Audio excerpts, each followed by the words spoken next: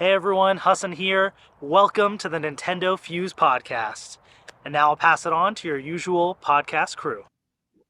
Thanks, Hassan. And welcome everybody to the NintendoFuse Podcast. This is episode 300, and also our 15th year anniversary. So time to celebrate 15 years of doing this, guys. It's been a while. My name is Steve, and of course, I'm joined, as always, by Barry and Greg. Barry, happy 15th anniversary to our podcast. Happy 15. I'm trying to get this confetti out of my hair, man. Really? I know. It's amazing. It's amazing what digital effects can do nowadays. Oh, man. I love the air horn, too. Yeah. I had to go all out for this one. Yeah. Soundboard time. All right. Broke the bank. And of course, you're hearing Greg there too. Greg, how's it going? Pretty good. I like the new soundboard setup. We gotta get some more fun sound effects, especially like some Mario jumping sounds or something, or coin sounds. Yeah. We I also have some party noisemakers because that makes sense. We're celebrating. It's so weak. It's ridiculous. But if we do say something really cool, we have applause. I don't know. But we are finally get the recognition we deserve. That's right. We have the laugh track because we might need it tonight. Yeah, some little kid birthday party. I think that's the applause we're hearing. But hey, welcome everybody. Maybe this is your first time tuning into our podcast, and for that we apologize because we're going to get a little off the rails probably tonight. But we are recording here on October 8th. Which it also happens to be right around our 15th year anniversary for the podcast. So we're going to talk about the recent Nintendo news that's been coming out over the last couple of weeks. We're going to talk about games we've been playing, especially Legend of Zelda Echoes of Wisdom. And then we're going to get into some memories of the podcast over the last 15 years, do some giveaways as well. And they're all going to be NintendoFuse trivia as well. So hopefully you know your NintendoFuse trivia and you'll be able to win a $20 eShop card. So if you've never tuned in live, this is why you should be here live, because we want you to win an eShop card. We are streaming live on YouTube and Twitch. So hello to everybody that's joining us. We've got a packed chat room going on tonight. We've got Roth and Jesse Glenn and Jakester and Classic Gaming Brothers and more that are popping in there. So hello to everybody, and we'd love for you to join in on all the things that we talk about as usual as we jump into everything we've been playing and all the Nintendo news as well. If you've never subscribed to us, we would encourage you to do that on your favorite podcast app or on YouTube or on Twitch as well. And if you haven't shared it with other Nintendo gamers, be sure to do that as well. Follow us on social media at NintendoFuse. And be sure to join our Discord. All those links are going to be in our show notes and the YouTube description as well. So let's get into what we have been playing. And then in just a little bit after, just so you know, after we get done with what we've been playing, we're going to be jumping into our first trivia. So let us know what you've been playing but in the chat, but also get ready for that first round of trivia that's going to be able to, you're going to be able to win your first Nintendo eShop card. So, Greg, what have you been up to over the last couple of weeks? Well, the main game on Switch that I've been playing is the Legend of Zelda Echoes of Wisdom, but I guess we'll be doing a game chat here, so I won't be diving too deep into it now, but I mean, I have really been enjoying it. I can at least say that much so far. So I guess spoiler alert for my opinion that I actually like it. So I know there's some comments that I've seen that people are kind of upset that like it's not quite the same as like Link playing or whatever, but it doesn't bother me. But I guess more other games I've been playing is more on the mobile device, including the same selection of games like on Roblox. And then I also received the very unfortunate news that the Simpsons Tapped Out will be closing. Be removed from the app stores on Halloween of this year, and the servers will officially be fully shut down on January 24th of 2025. So there will be no offline mode, and right now they're releasing every single bit of content that's ever been seen from the game. The App Store they disabled all the in-game purchases, and you can buy donuts for the in-game currency, which essentially allows you to buy every single item in the game because like the in-game currency is very easy to get. So I have been following a few other like fan sites, and people are trying to coordinate like a nuke on like the last few days of the server being online, just to put a little stress on the server and everybody kind of the almost the beginning of the end kind of thing, because like the whole synopsis of it, the story thing is Homer blows up the town and then you get to craft it in your own images. So for anyone that's never played the game, so I do see that there's like a couple popular sites that are kind of advertising like, hey, we'll have like a nuke party on like the 24th or whatever, and have it kind of end the way it began, kind of thing. So Nice. sad news there, and maybe Steve might want to log in to see all the 11 might. years that he's missed. I might. Yeah. I have no idea what I'm going to tune into, but yeah, I may log in and participate in the nuking of Springfield, I guess. But yeah, right now they have two waves of the content that's released over the first whatever like 5 or so years, and then there'll be another wave launching like either today or tomorrow or something like that. And then essentially, then the next week will be the very last final wave of it, and then it's like pretty much like 100 days until Doomsday. So Nice. Homer really wrecked it this time. It's gonna be blowing up, taking the servers offline. I did find a game to actually kind of replace it though. So I did see that Disney was releasing a game called Pixel RPG, and it's gives me very strong Fire Emblem Heroes type of vibes, just without like the actual strategy tactics of it. So you're still collecting Disney characters, and then you can level them up, and then you do like simple like turn-based combat as you would in just about every single RPG in existence that really does the turn-based combat, at least.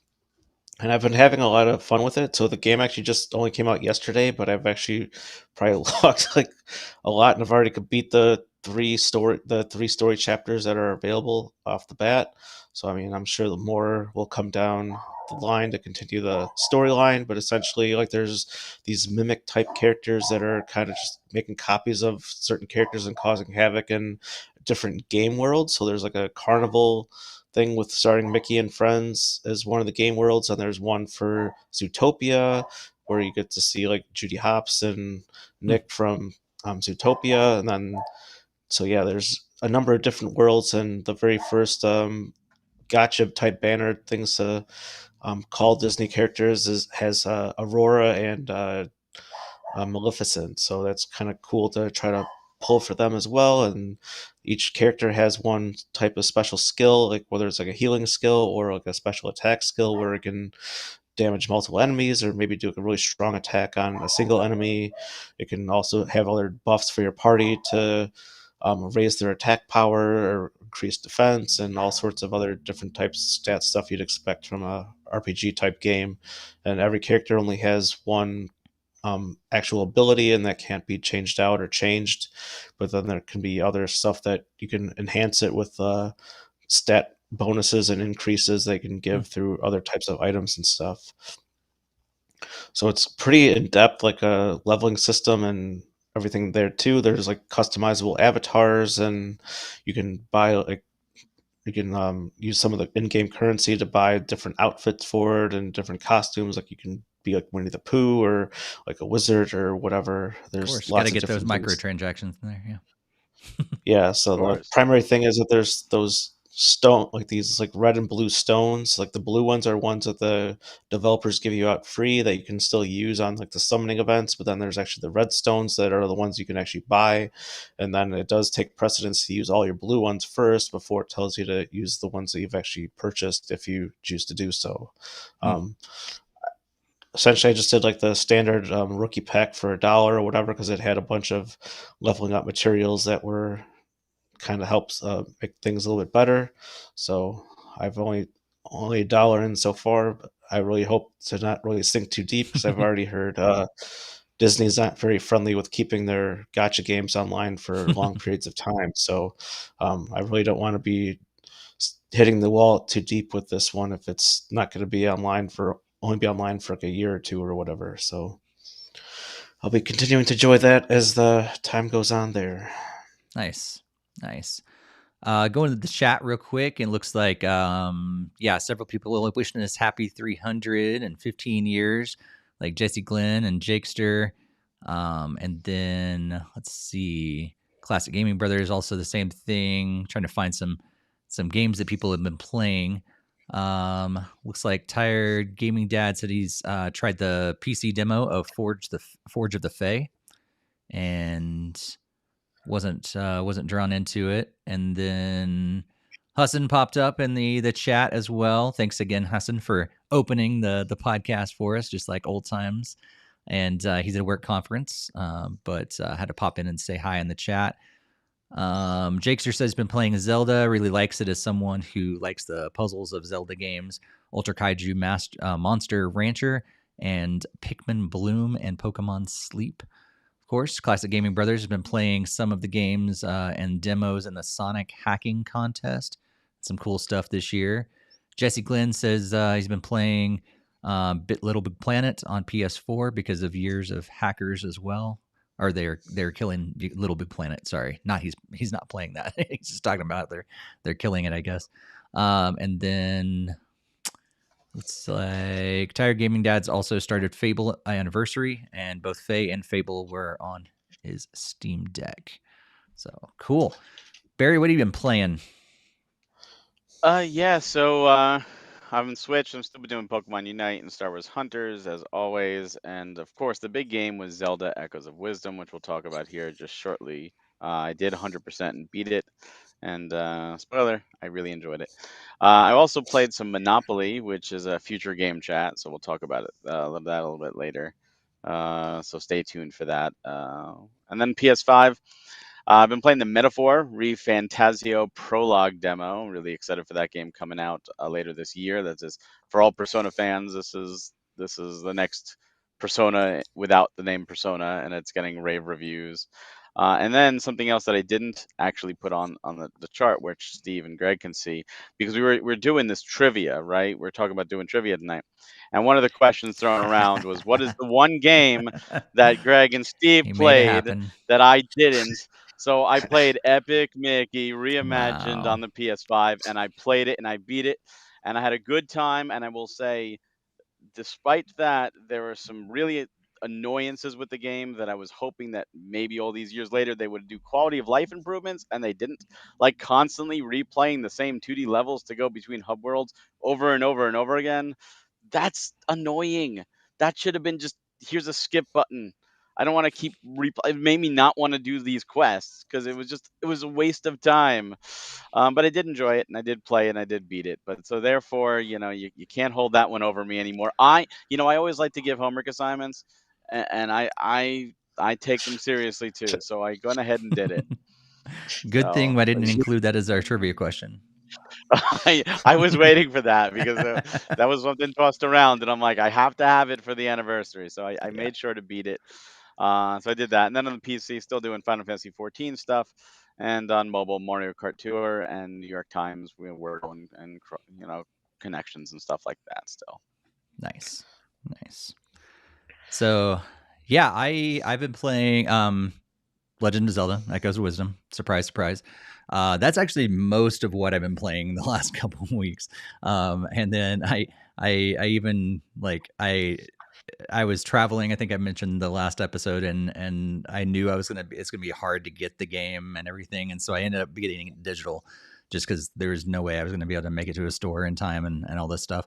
And so went ahead and got it, and then played like briefly as I was at an event. Like I was about to fall asleep in my hotel room, and I was like, okay, I can at least start the game before midnight.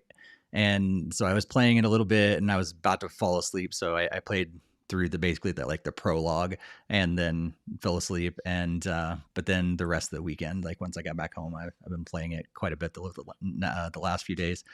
And then played Monopoly. And so Barry and I talk about that as well. And then we've also been playing big surprise Rocket League and Clash Royale.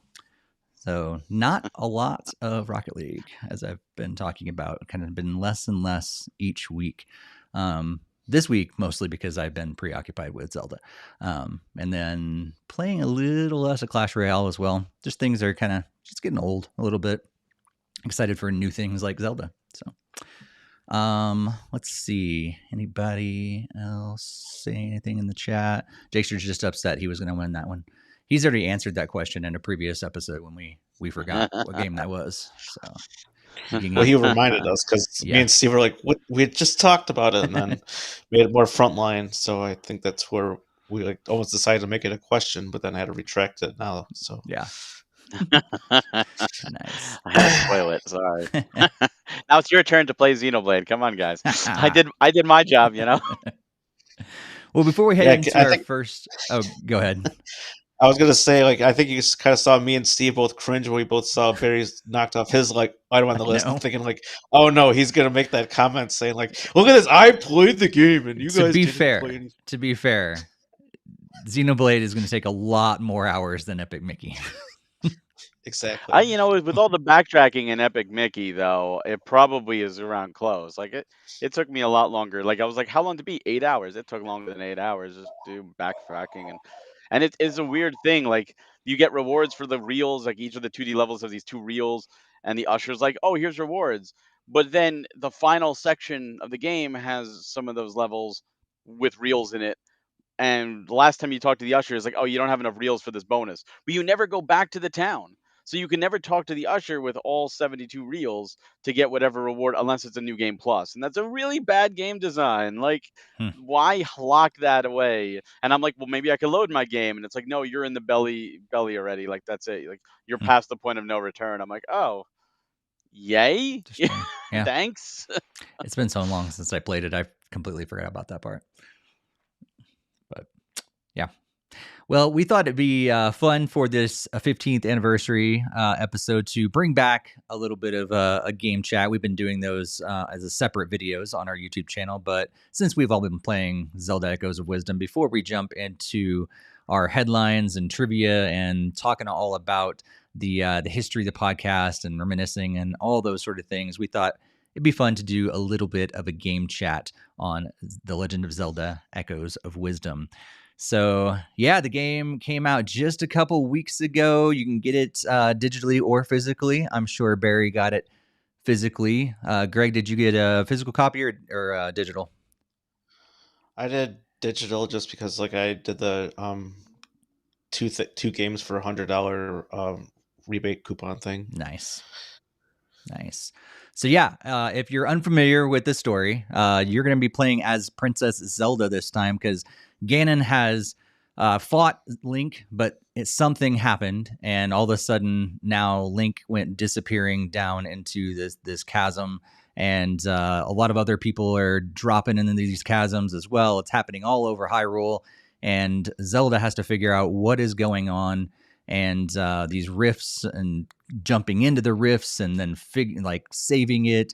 She has the help of a being called Tri that gives her a Tri rod that she can create things and recreate things that she encounters. So like boxes and rocks and things like that, but also a bunch of enemies and other things as she goes along. And essentially it's a giant puzzle of a game. And so, Zelda Echoes of Wisdom. What do you think, Barry? What have you experienced so far? I know we've said already earlier in the podcast that Greg and I have not beaten it yet. You're 100%, so we'll stay away from spoilers. But what'd you think? Stay away from spoilers. I loved it. I'm not gonna lie. There were definitely times where I wanted to just act like Link and just fight, And it was like, no. And it was fun using the echoes. It was like Pokemon. I had to catch them all and all that stuff. There were a lot of similar ones and definitely ones that it allows you to play how you want to solve puzzles. And I'm sure the way I solve puzzles is very different than others. And even with the echoes, sometimes I didn't even think about like grabbing them with like the beam and like dragging them around and stuff like that, which is something you could do. But the sword fighter mode, it was very fun.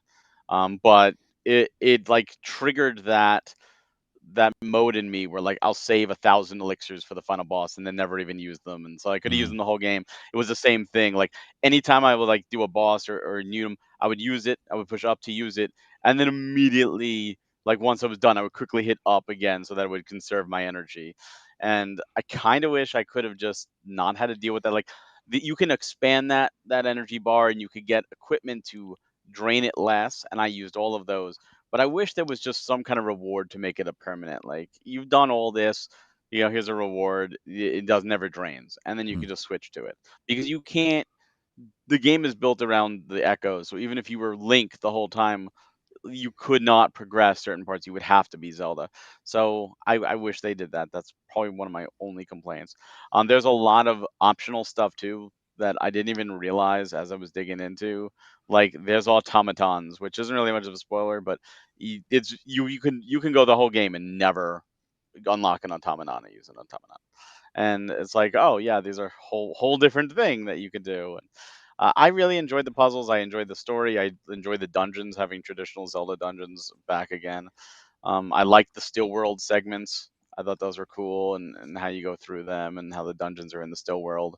And yeah, I just think it was a great game. Very much enjoyed it. Very much addicted. Like pulled in. My wife made a comment like, I love and hate Zelda games because I lose you during them, and this was no exception. But yeah. Nice. Nice. Greg, how about you? So she only loses you during a Zelda, not Xenoblade session. So Oh no, Xenoblades, forget about it. That's a whole different ball game. She loses me there too. sorry, I had to do a one off there, but yeah, I've really enjoyed my time at the game so far. So I think I've only done the first 2 dungeons or so. I'm in like the Jubal Waters area because I did like the Gerudo Desert first.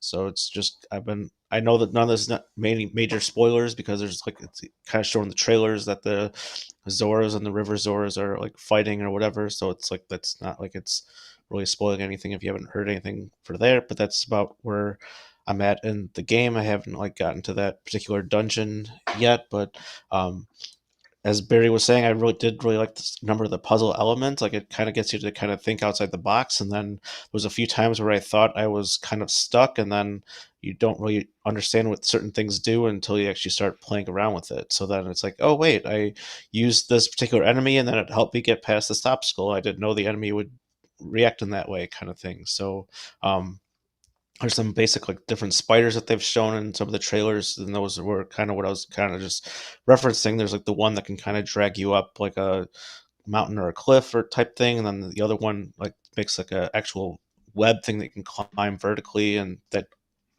enables lots of different extra things to look forward to help solve puzzles and stuff. So like I didn't even realize that how useful some of those would be, and then you come across actually like, oh wow, this actually does have a really good purpose there. So Mm.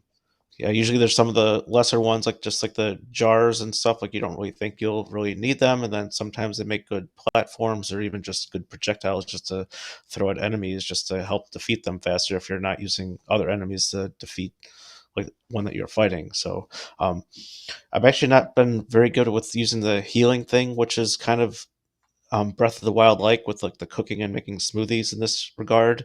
I've been kind of just kind of stockpiling the smoothies and not actually using them, and then I still end up just dying a number of times, and it just kicks me back a little bit. So thankfully, there's like auto saves and stuff there. Otherwise, I'd be losing a lot more progress of that. But so far, I've just Do like you I ever use said, the I've just beds to really heal? Every time. Every time. Yeah, I've used the beds. Occasionally I'll eat an apple, but for the most part, I just pop out of bed and sleep. I No matter what. I've see. done it during a I'm boss like in the fight. middle of Instead combat. of Like using I a got into smoothie, I'll a just yeah. I have tried using the beds, and then like the enemies just attack me while I'm sleeping in the bed, so it doesn't make any. Oh, So it doesn't really help me out. yeah. But so you just hop in the bed, get a tick, jump out of the bed, run away, use another bed, hop back in. That's what Power you napping. could absolutely recover. Power Power napping all nap. the way through. yeah, I mean, some of the bedding healing feels like it takes forever to actually like heal, but I Yeah. did get like the Gerudo soft bed, and that one goes a little bit faster, thankfully. But Yep. it also uses up more of the energy to spawn that bed. Mm. And I do know that there's been a few groups I follow, and people are like showing like you can beat the game just using beds, kind of thing, and because it makes like the best type of bridge and everything else Oh. that goes with it too, just because it's like 2 tiles long and everything. So I don't know. It's just been kind of fun playing around with the different echoes and their different uses and discovering uses for things that you wouldn't think would actually have use in the game. Yeah, for sure. Yeah, I've enjoyed it so far. Clearly, I played a lot of it. Funny enough, though, I am not progressed very far in the game. I had the exact same plan as I did for Breath of the Wild and Tears of the Kingdom.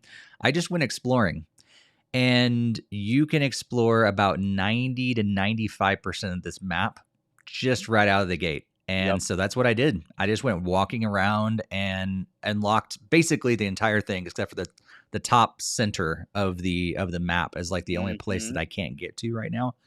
And everything else is unlocked. I've been to everywhere. I've gotten most of the stamps so far. Yeah, I just keep going and keep going. And eventually now I'm back on the actual like plan of the game. And trying to make sure to go through the Gerudo Valley and everything right now. So yeah, I'm having a blast with it. There are some weird things about it. So I'm wondering, why do all the people in the castle know who she is? They're after her. Number one, her cloak like disguises her, which is so funny because like you can't tell.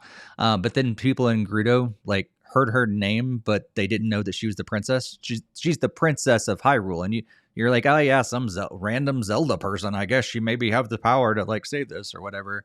She's like, and even like Sierra's like, are you willing to put trust in this person? Like the princess of Hyrule, like not just some random person, but okay, whatever. And then it's also weird that some echoes can hurt you and some can't.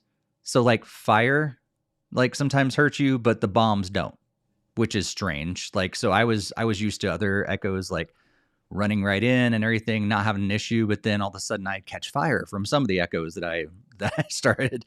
And so that's kind of the inconsistency there is a little weird. Going through the list of all the echoes you have is incredibly tedious. Like after a while you start getting this huge list and it's just like going left and right on there.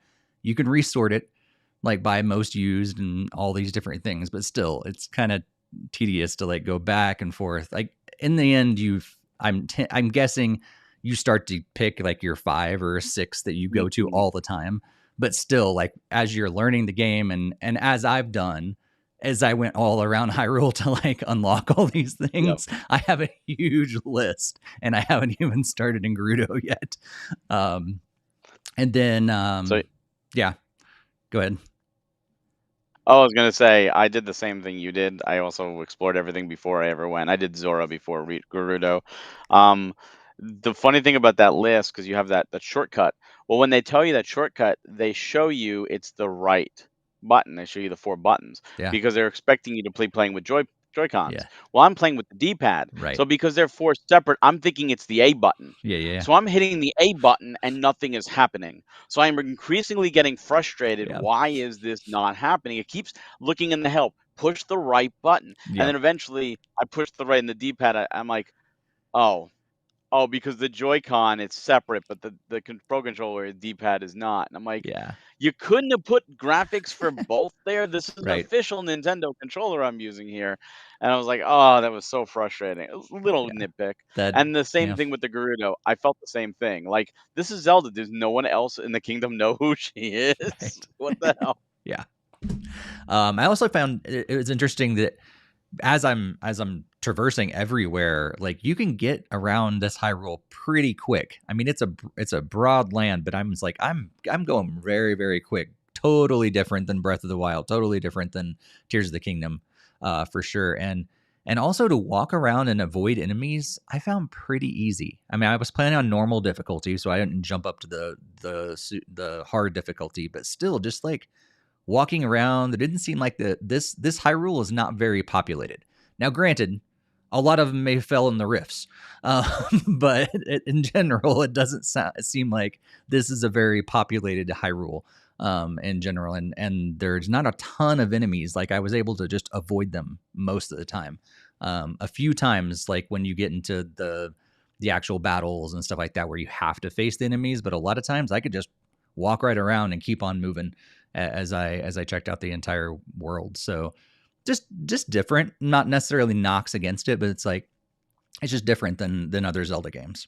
So do you guys have any other thoughts? I did want to jump in really quick. You guys kept mentioning how no one in Gerudo knew Zelda, but do you guys not know the Zelda lore? And there was a previous game where it says like, oh, they just named every princess Zelda, so that's kind of like the origin of Zelda's name. How do you know this is the actual princess of the actual kingdom and not just some other girl that's just named Zelda? So, Well, they don't even ask that or mention that. I mean, that was Zelda 2 that did that with the naming of all of them when they put her to sleep. But yeah, they even say, "Wait, Zelda isn't that the name of the princess? Are you the princess?" You know, we've heard that she's Rogue. Are you Rogue? Like they didn't even question it. They were Right. just like, "Oh, you're Zelda. Okay, you're just some random person." Like they'd never heard the name before. Yeah. Yeah. Yeah. I thought that was funny. Like, even if, like if that's the case, if Zelda is this popular name, which is what you're saying, Greg, like, oh, it's been passed on for years and years and years, well, then people should be associating that name with princess. Like, even if it's not, but especially like, oh, they're looking for her. Maybe, yeah. That's what kind of is confusing to me. I'm like, seems like they should have polished that up just a little bit. But yeah, in general, that's our thoughts. We don't want to belabor this a whole lot. I think we all enjoy the game. We all recommend the game. But any closing thoughts there, Barry? No, I just think it's what I want to see is I want to see Grezzo keep doing 2D Zelda. I want to see what they do now. I think they can be trusted, and I think they did a great job. And if you like Zelda, this is a no-brainer. You're probably gonna love it. Yeah. Greg, how about you? I definitely agree. I mean, the game is incredible, and I like how they kind of brought in some of the newer stuff from like Breath of the Wild, Tears of the Kingdom, with the creation and multi aspects of solving, and then brought it into the 2D nature. So I would also be really eager to see what else kind of other Zelda games that Grezzo is able to handle. I mean, even if it's just a sequel to this one and you're still Zelda, it still would be an excellent game in my book. But Yeah.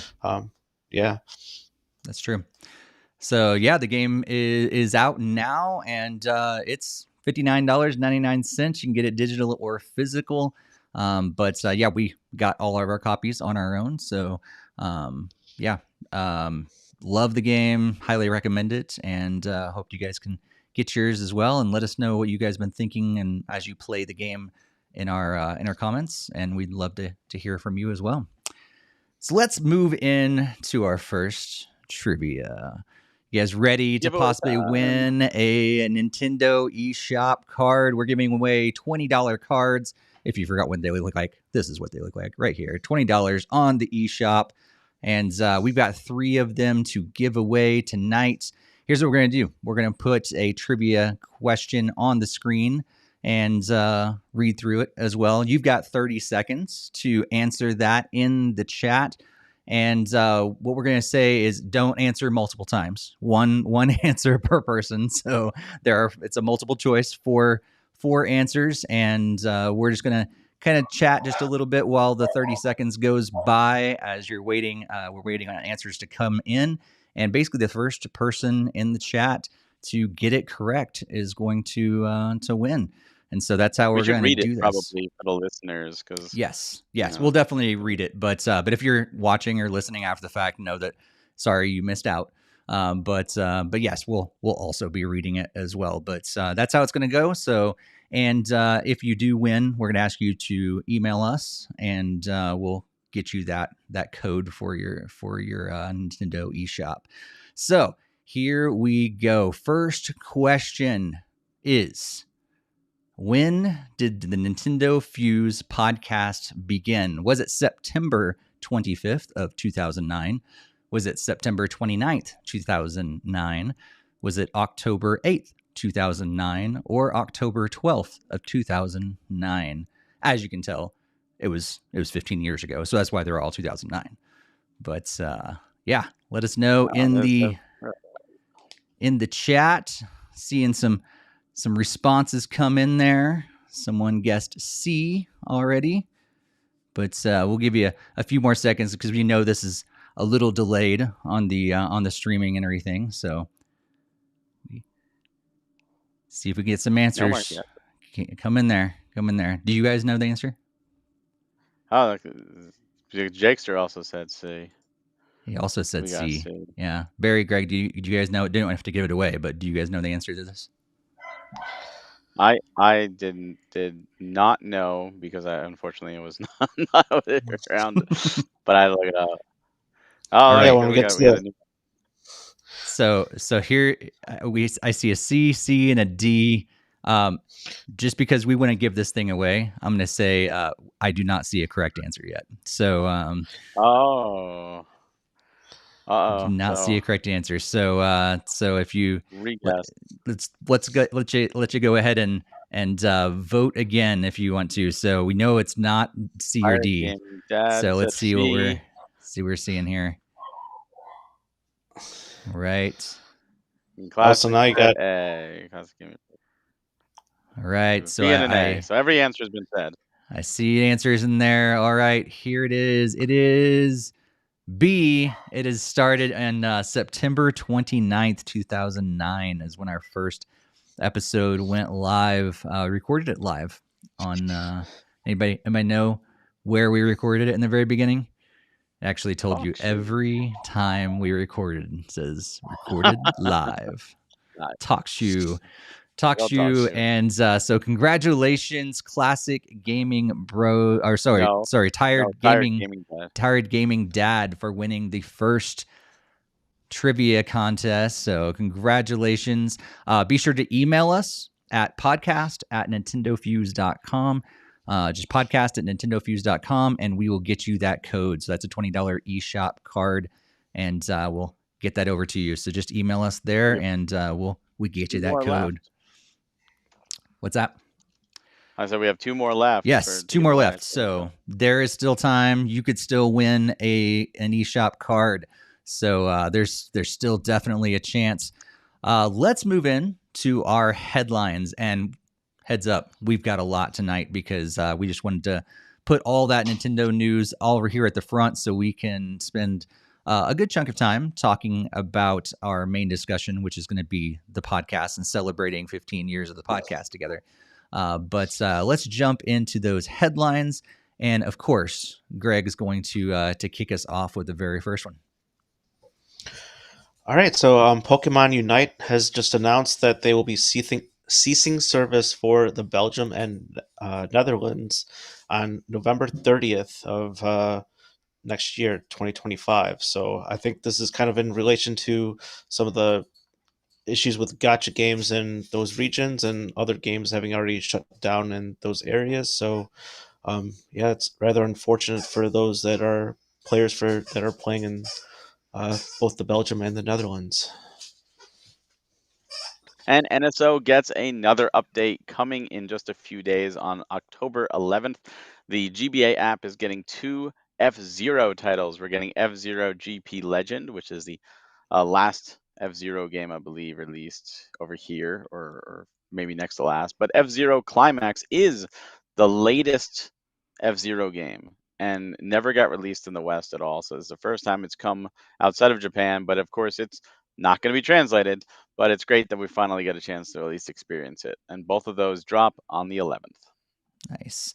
And if that's not enough F-Zero news for you, we also recently got an update. So version 1.5.0 adds 5 new tracks and the Satellaview content and a lot more. And also attached this is there's been some recent data mining and suggests that there's actually some Donkey Kong content coming to F-Zero 99 in the near future. So yeah, not only get an update, but possibly some Donkey Kong content in the future for F-Zero 99. Some more content that's being released in the coming days here is the Fire Emblem Heroes annual Halloween festival that they do for the game. So you can get a chance to summon some 5-star heroes that are featured around this year's theme. So you can get like Tiki and some of the other favorite characters from Fire Emblem Heroes in their new update. And if you want to take, a few steps outside and go someplace, you can go to the San Diego Zoo where you can find some Pikmin. From now until November 28th, there's hidden Pikmin around the Wildlife Explorers Base Camp. So if you're in the area and you happen to go to the zoo, keep your eyes peeled for some hidden Pikmin. And Jackbox just keeps popping out games. This time they're releasing a Family Feud style game that's going to be coming out called Jackbox Survey Scramble. That's going to be launching on pretty much every system on October 24th. You're going to discover how people around the country think. It's going to be hilarious survey-based games. That's going to be tons and tons of content that's just going to be keep coming and keep coming. And so you can have 4 different gameplay modes called high-low, speed, square, and bounce. And they're also going to be showing that off at the upcoming Steam event that I believe is happening in just a few days. Speaking of things that just keep coming and coming, we got the next Nintendo Switch firmware update. So those just keep coming out. We're already up to version 19.0.0. You may ask yourself, what kind of big improvements did they make to the Switch OS hardware? But you'd be wrong if you pretty much said anything if that was outside of just the general system stability improvements and updates. It was And just released. outside Sorry, I didn't know if I'd said it, but it released yesterday on October 7th. outside of kind of like the standard gaming news, we have some interesting development closure. We had a message put out by Merge Games that said, "Hello, after 15 years, Merge Games is closing down. Starting from a tiny cramped attic and growing into a tight multi-disciplined 22-person team, we've brought hundreds of indie games to storefronts around the world and loved every moment of it. We wouldn't have done it with the people passionate about indie games, from all of our developers all the way to you folks, the players. If you see some from Merge, just know they're all an incredible person. They worked their hardest. Thank you for many years of gaming," which is a really sad post because anytime there's a studio closure, it's sad. But then they followed it immediately up with, "After 15 years operating under Merge Games, we are now integrated within Maximum Entertainment. The games you've come to love and those you look forward to will now be coming from Maximum Entertainment." So the Merge is no longer around, but is now absorbed into Maximum Entertainment.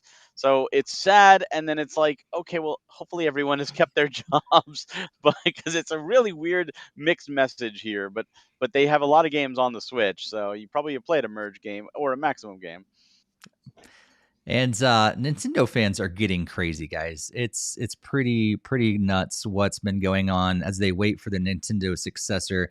I don't know if you guys saw, but recently there was a tweet from Nintendo advertising that Mario and Luigi Brothership's going to be coming out, and they had this quick video that they posted on on uh, on their Twitter, and essentially it was Mario landing a jump and Luigi falling on his face, and then it said 10 out of 10 landing.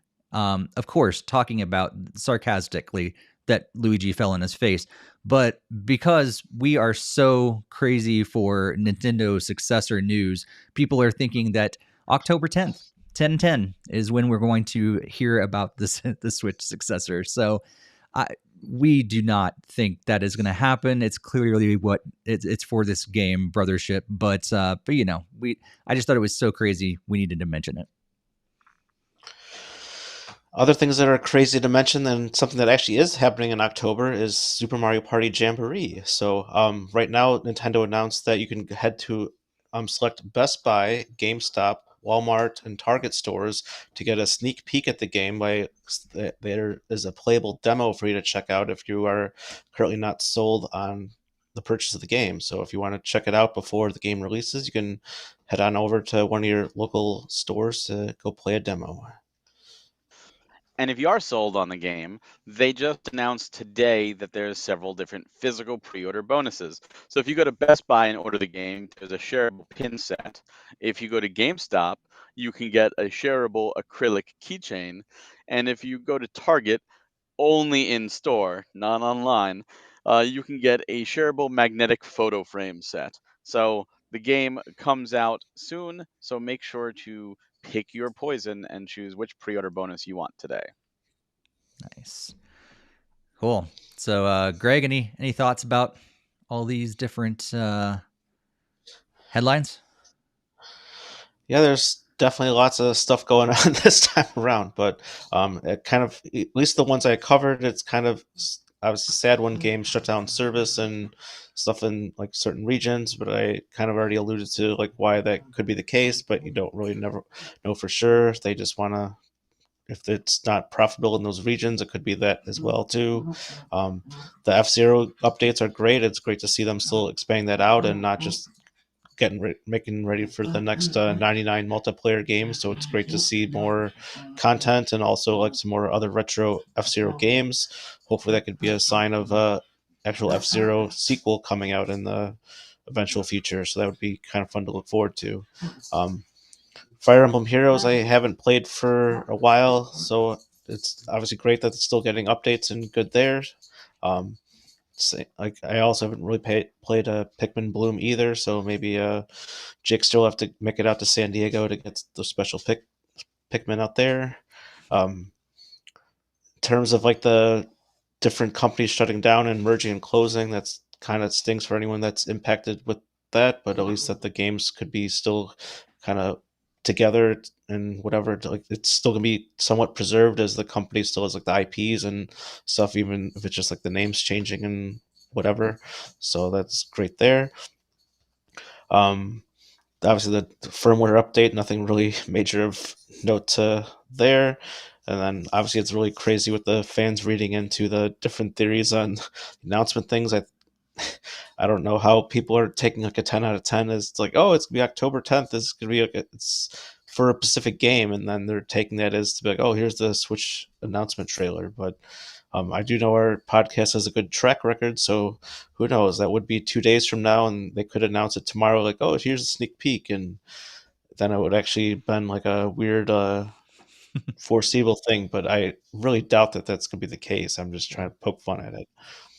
And then it's really great to see all the support for Mario Party Jamboree, as like you can go check out the game in person, or you can get some pre-order bonuses if you're already sold on the game and you're getting the physical version of the game. Yeah, cool. Barry, I think we're getting a Switch 2 announcement on your birthday. No, no.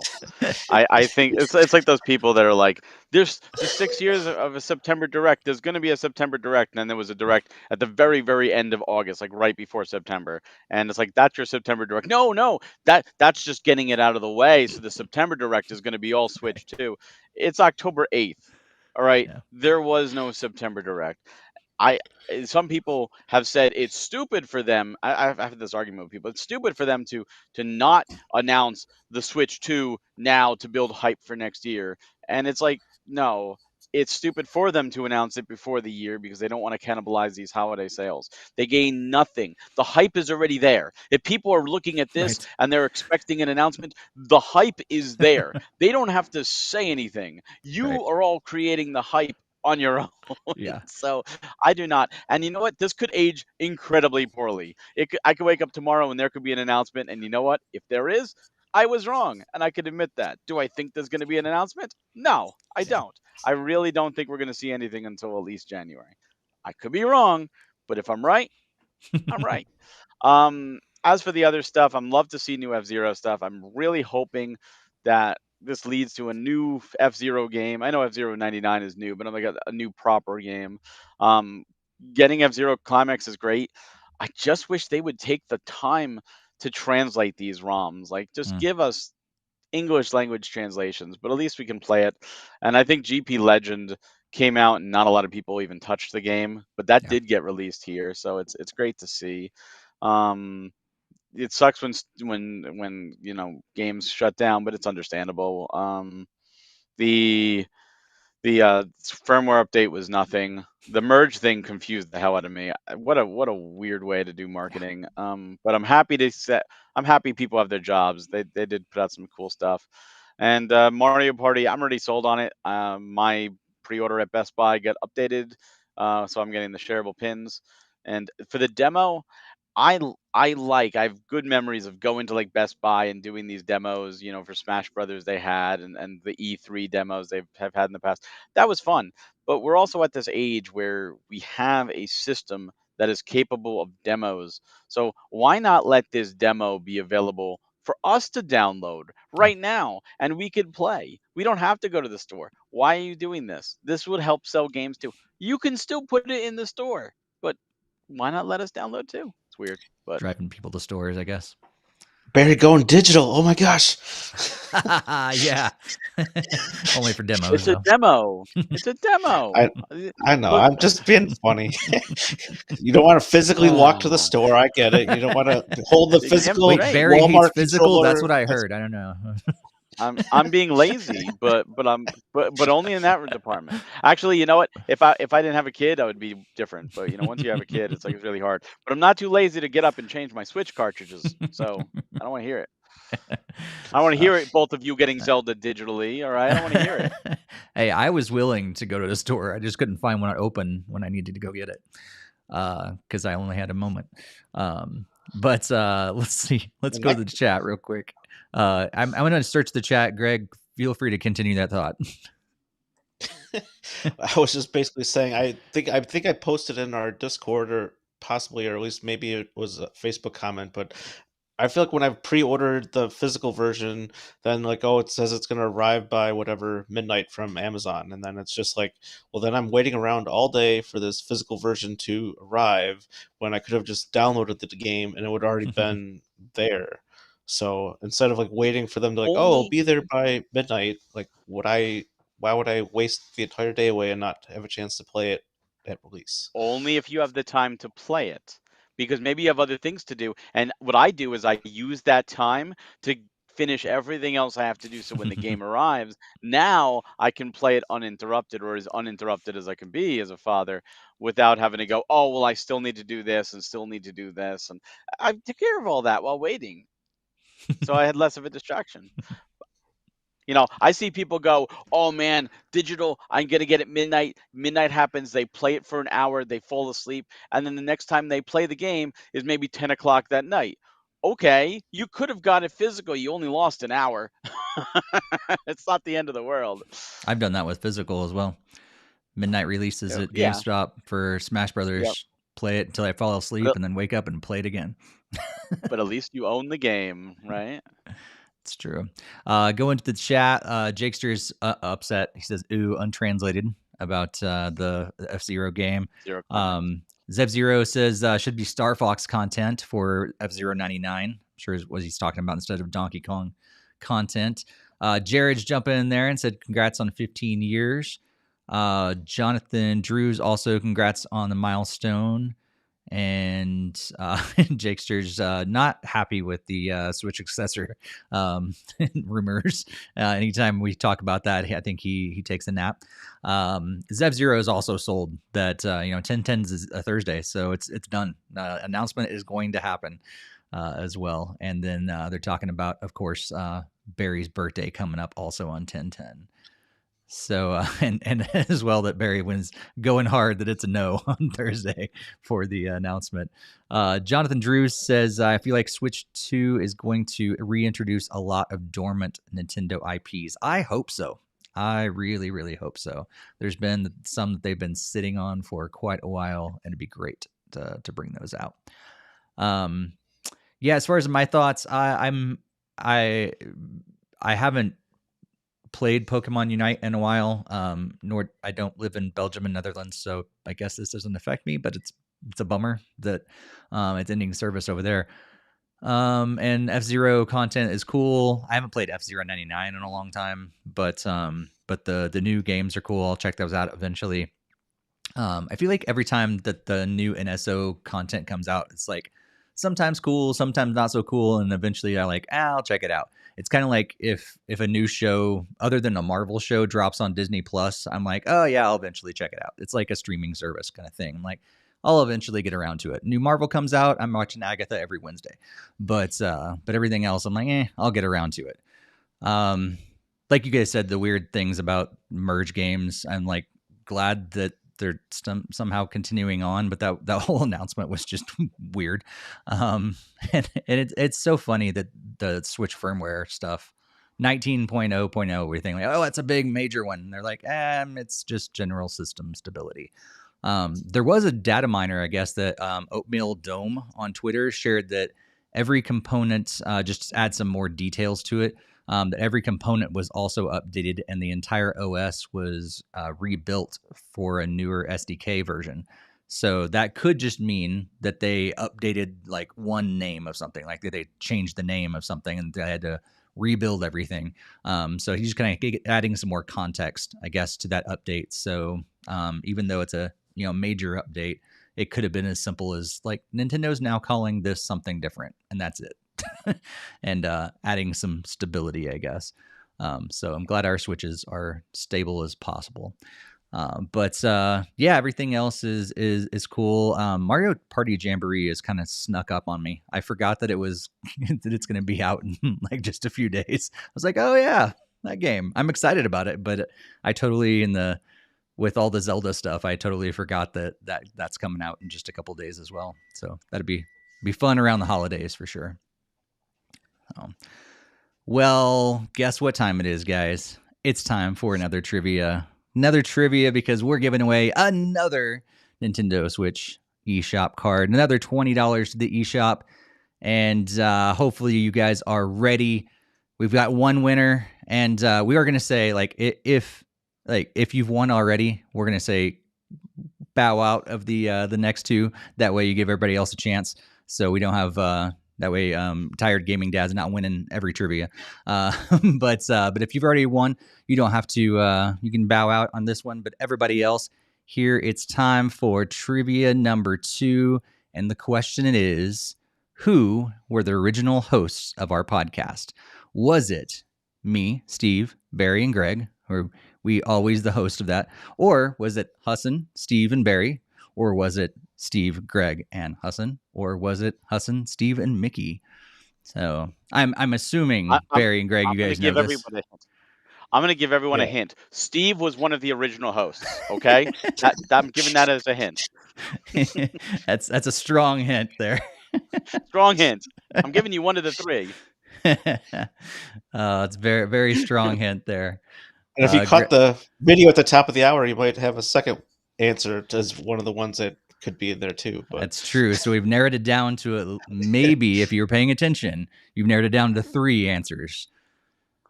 So our time is up for that one. And I see a correct answer in the chat room. And I'm going to say congratulations to Classic Gaming Brothers winning. It was Hassan, me, and Mickey in the very beginning of the NintendoFuse podcast. So us 3 were at the very beginning. So congratulations, Classic Gaming Brothers. You know our email, podcast@nintendofuse.com. Send us over an email and we'll get you that Nintendo eShop card for $20. Congratulations. That's $20. Congrats. So get cool. Some games with that.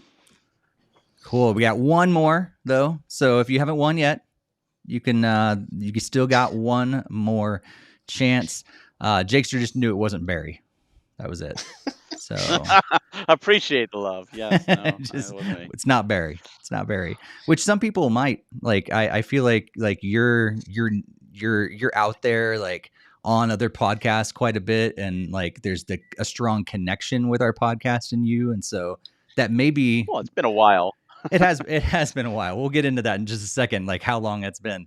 But I think that could have thrown people off. So yeah, some people might have thought it was you, but not so much. In fact, as you're going to find out pretty soon, that Greg came along before Barry. In the history of our podcast. So yeah, turning our page, our main discussion is not Nintendo news at all on this episode. It is NintendoFuse news. And so we are going to be talking all about our podcast, give you a little bit of history over the years. We've got some familiar faces. They're going to be jumping on. We have several people that have tossed in their thoughts, sent us some videos and some written content that we're going to be reading as we kind of reminisce a little bit about the podcast. Hopefully this is helpful and good and entertaining for you guys that are new to the podcast. But also if you've been with us for a long time, hopefully it will kind of help you remember some things about the past and everything. But before we jump into our thoughts over the years, let's kick it off with our first video, and this is going to be another returning voice and face that we actually saw at the very beginning. So let's pass it over to Hassan. Hey everyone, Hassan here again, the original podcast host. Wanted to pop in and share some memories in honor of the anniversary of the podcast. And you know what? The anniversary is so special, I couldn't do this alone. I have to do it, of course, with Steve. Hey, everybody. That's crazy. We're here. I know, it's like Inception. Like, I just tossed it to myself in a way. Like, yeah, right. Just had to do it. I'm actually here for a work conference, and we just had to meet up and catch up. But wanted to share some memories of the podcast. So I was going back to the older episodes, thinking back of those good old days, and a couple in particular. So one, I think it was episode number 5. It was our first interview that we did. Yeah. For Video Games Live, Tommy Tallarico. Yeah. And I remember just being so nervous for that initially because it was like our first interview. We were only like 5 episodes in. Right. And I was like, I want to be respectful of this guy's time. But it went for like 2+. And we're back. There we go. Doing it live. Yeah. Yes. So Tommy Tallarico, that episode, it was like 2+ hours. Yeah. And it was a lot of fun, but we just got like so much, cool information behind the scenes and everything. Yeah. What were your thoughts going through that episode? Well, I think the first thing was that you were a huge Video Games Live fan, and so you were the one that went after this one. And so the other, like, I didn't really know what to expect. I don't know if Mickey really knew what to expect either. And so then we get into it, and he's a character, and he just started going off and off and off, and then there was a few times where we're like, oh, we're gonna have to bleep this episode or whatever. I remember that. Oh yeah. That's right. Yeah, but it was really fun, and I think that was probably what launched us into eventually doing interviews on our YouTube channel and all that stuff, because we had that first like trial run with Tommy on that episode. Yeah, for sure. That was a really cool experience for sure, and got to learn a lot, and it was cool time. And then I remember also going to PAX East. Yes. I think the next year or something, that first PAX East, and actually getting to meet in person, and we saw a couple of the folks, Roth, shout out to Roth, and actually I remember it was a DSiWare game, something from Japan or whatever that we were trying out. So that was fun. We got to do some interviews there as well. There was a Bit Trip game, I think. Yes. I did an interview with, and there was another one too. I can't remember specifically. It was like some multiplayer game. Mm-hmm. PAX East was a really cool. That was really fun, yeah. And I remember, being a little nervous, like it was the first time we'd actually met in person. But that was cool, and just to get to experience all that. And I remember going back year after year after year to PAX East. I kind of miss it now, living in Denver. In Denver, by the way, we're in Denver. But yeah, like it's such a cool experience, and to get to hang out with you, but then several of other people in our community was really cool. Yeah, absolutely. And then one of the other things that I loved, because this podcast has gone through so many evolutions over the years. And I remember the time when we used to do like pre-recorded episodes, but we each did our own segment. And at the end of the segment, we'd be like, I'll pass it on to, Sir Venom. I'll pass it on to, Steve. Like, it was like, we would always get so creative and have fun with those little things. So just experimenting throughout the years was really cool. It was. Yeah, I remember I was going back through the list of the podcasts from like the past, and I was going through that section, and we did that for the better half of a year or more, I think. And I remember, like, it was almost a weekly thing. I think we were still doing weekly episodes that way. And I remember sometimes like getting to the end of the night that I was supposed to like send it over to you, and I didn't have it written or recorded yet. So I'd be like sitting in my car in my driveway, like trying to record before I send it over. But it was fun. We all had like our own parts that we talked about every time, and kind of got to be a specialist in that area. Yeah, absolutely. And the last memory I have is just doing the fun Game of the Year episodes. It was always so cool to kind of tally up the scores, figure out at the end, the suspense leading up to what game would win, and just all to share all the fun games we did. And I love that still continues.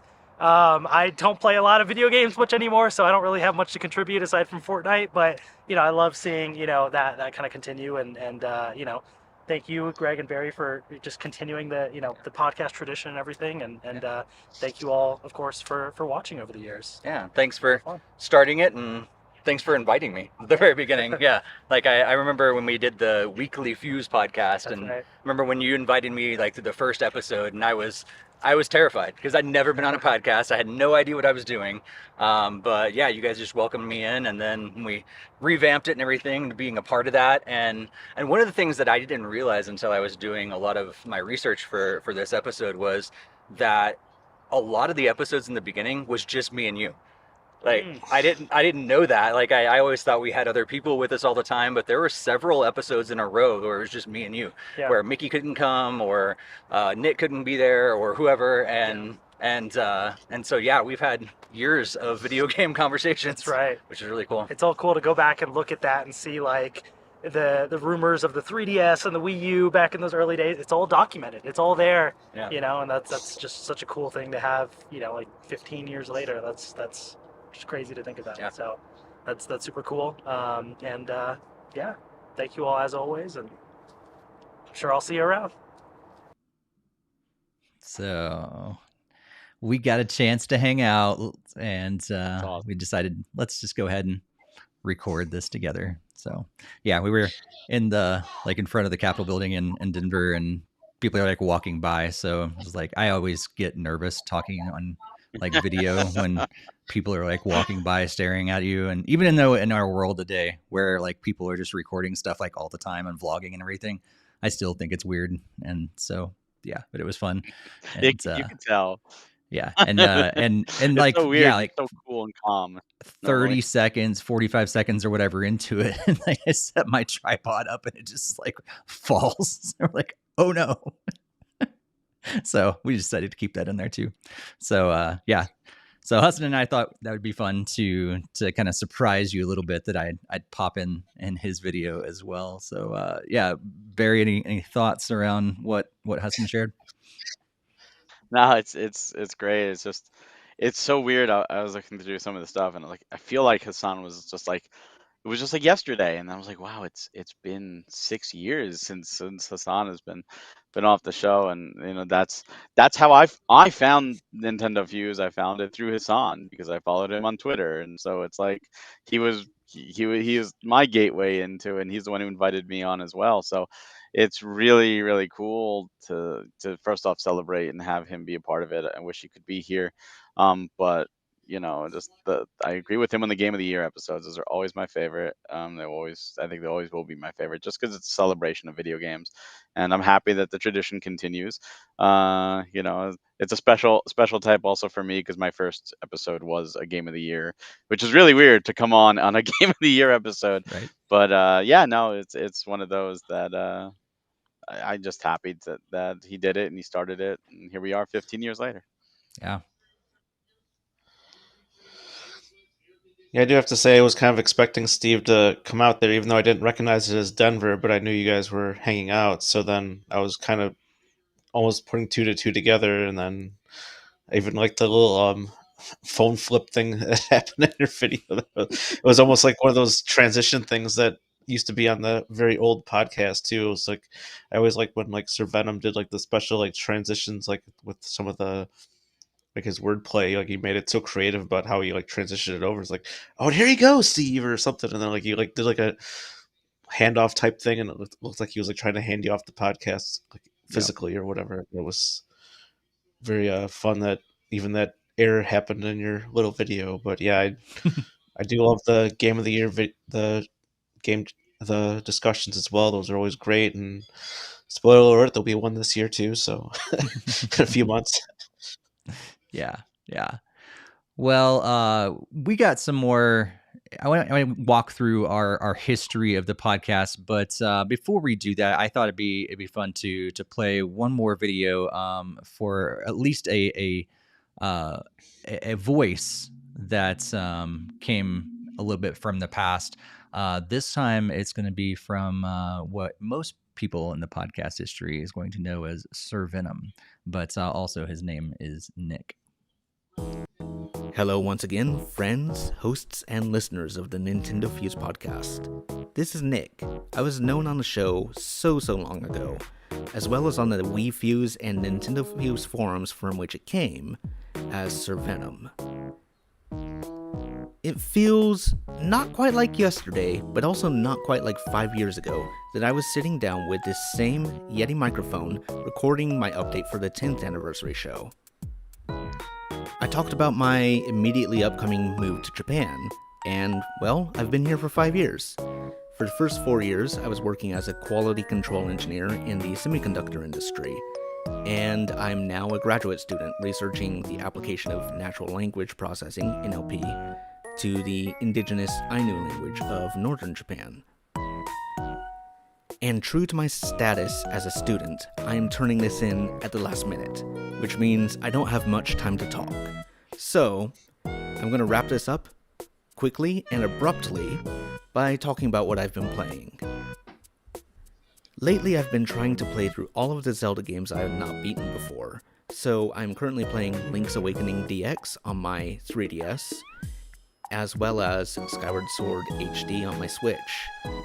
Both games I had not beaten before, and I know that Skyward Sword is not terribly popular as far as the Zelda games go, but I'm enjoying it so far. Link's Awakening, great game. I had recently beaten A Link to the Past, and I will say that playing all the way through A Link to the Past really increases my appreciation of Ocarina of Time, because Ocarina of Time is really even though it's a prequel to A Link to the Past, it's also kind of a soft remake of it. It takes everything that was really good from A Link to the Past and just makes it better. Even the time-traveling mechanism is kind of reminiscent, in a way, to the Dark World mechanism in A Link to the Past. Another game that I've been playing is Pokemon Legends Arceus on the Switch. And what intrigues me about this game is that it is set in a place that's based on colonial Hokkaido, and I live in Hokkaido now. And this would be basically reminiscent of maybe Taisho era Hokkaido. And I'm told there is some Ainu influence in the game. I haven't gotten to a point where I've seen any yet, but I'm interested to see where that is because it relates to my research. Finally, my favorite game that I've played in the past 5 years, bar none, is Omori on the Switch. And that's a game that I backed on Kickstarter way back in 2014 or 2015, whenever that was. And it was in development hell for a long time. I thought it would never come out.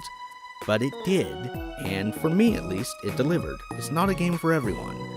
And you can look into its themes, you can look into its art style, and you'll know pretty quickly if it's a game for you. But if it looks interesting to you, there's a good chance that you'll love it. So, I recommend it. That's all I have time to prepare today before the cutoff for the actual podcast recording. So, thank you all for listening, and to the team, thank you for keeping this going. I want to see more. I want you to keep going another 5 years, another 10 years, another 15 years, another 10,000 years. NintendoFuse Banzai. That's all. Thank you.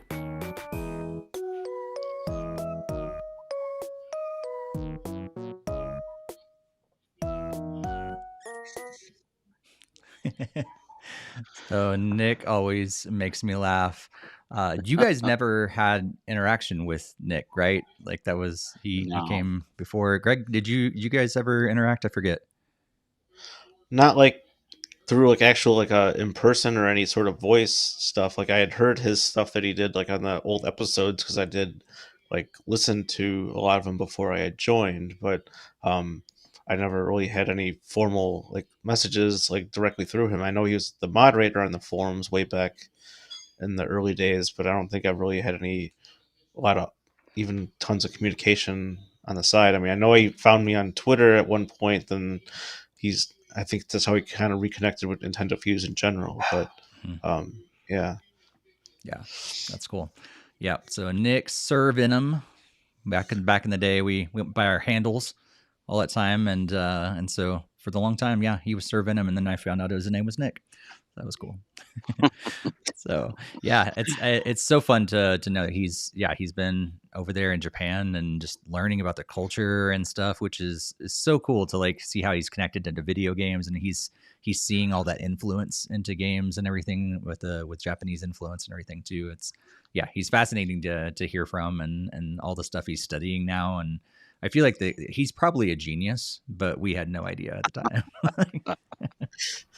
So.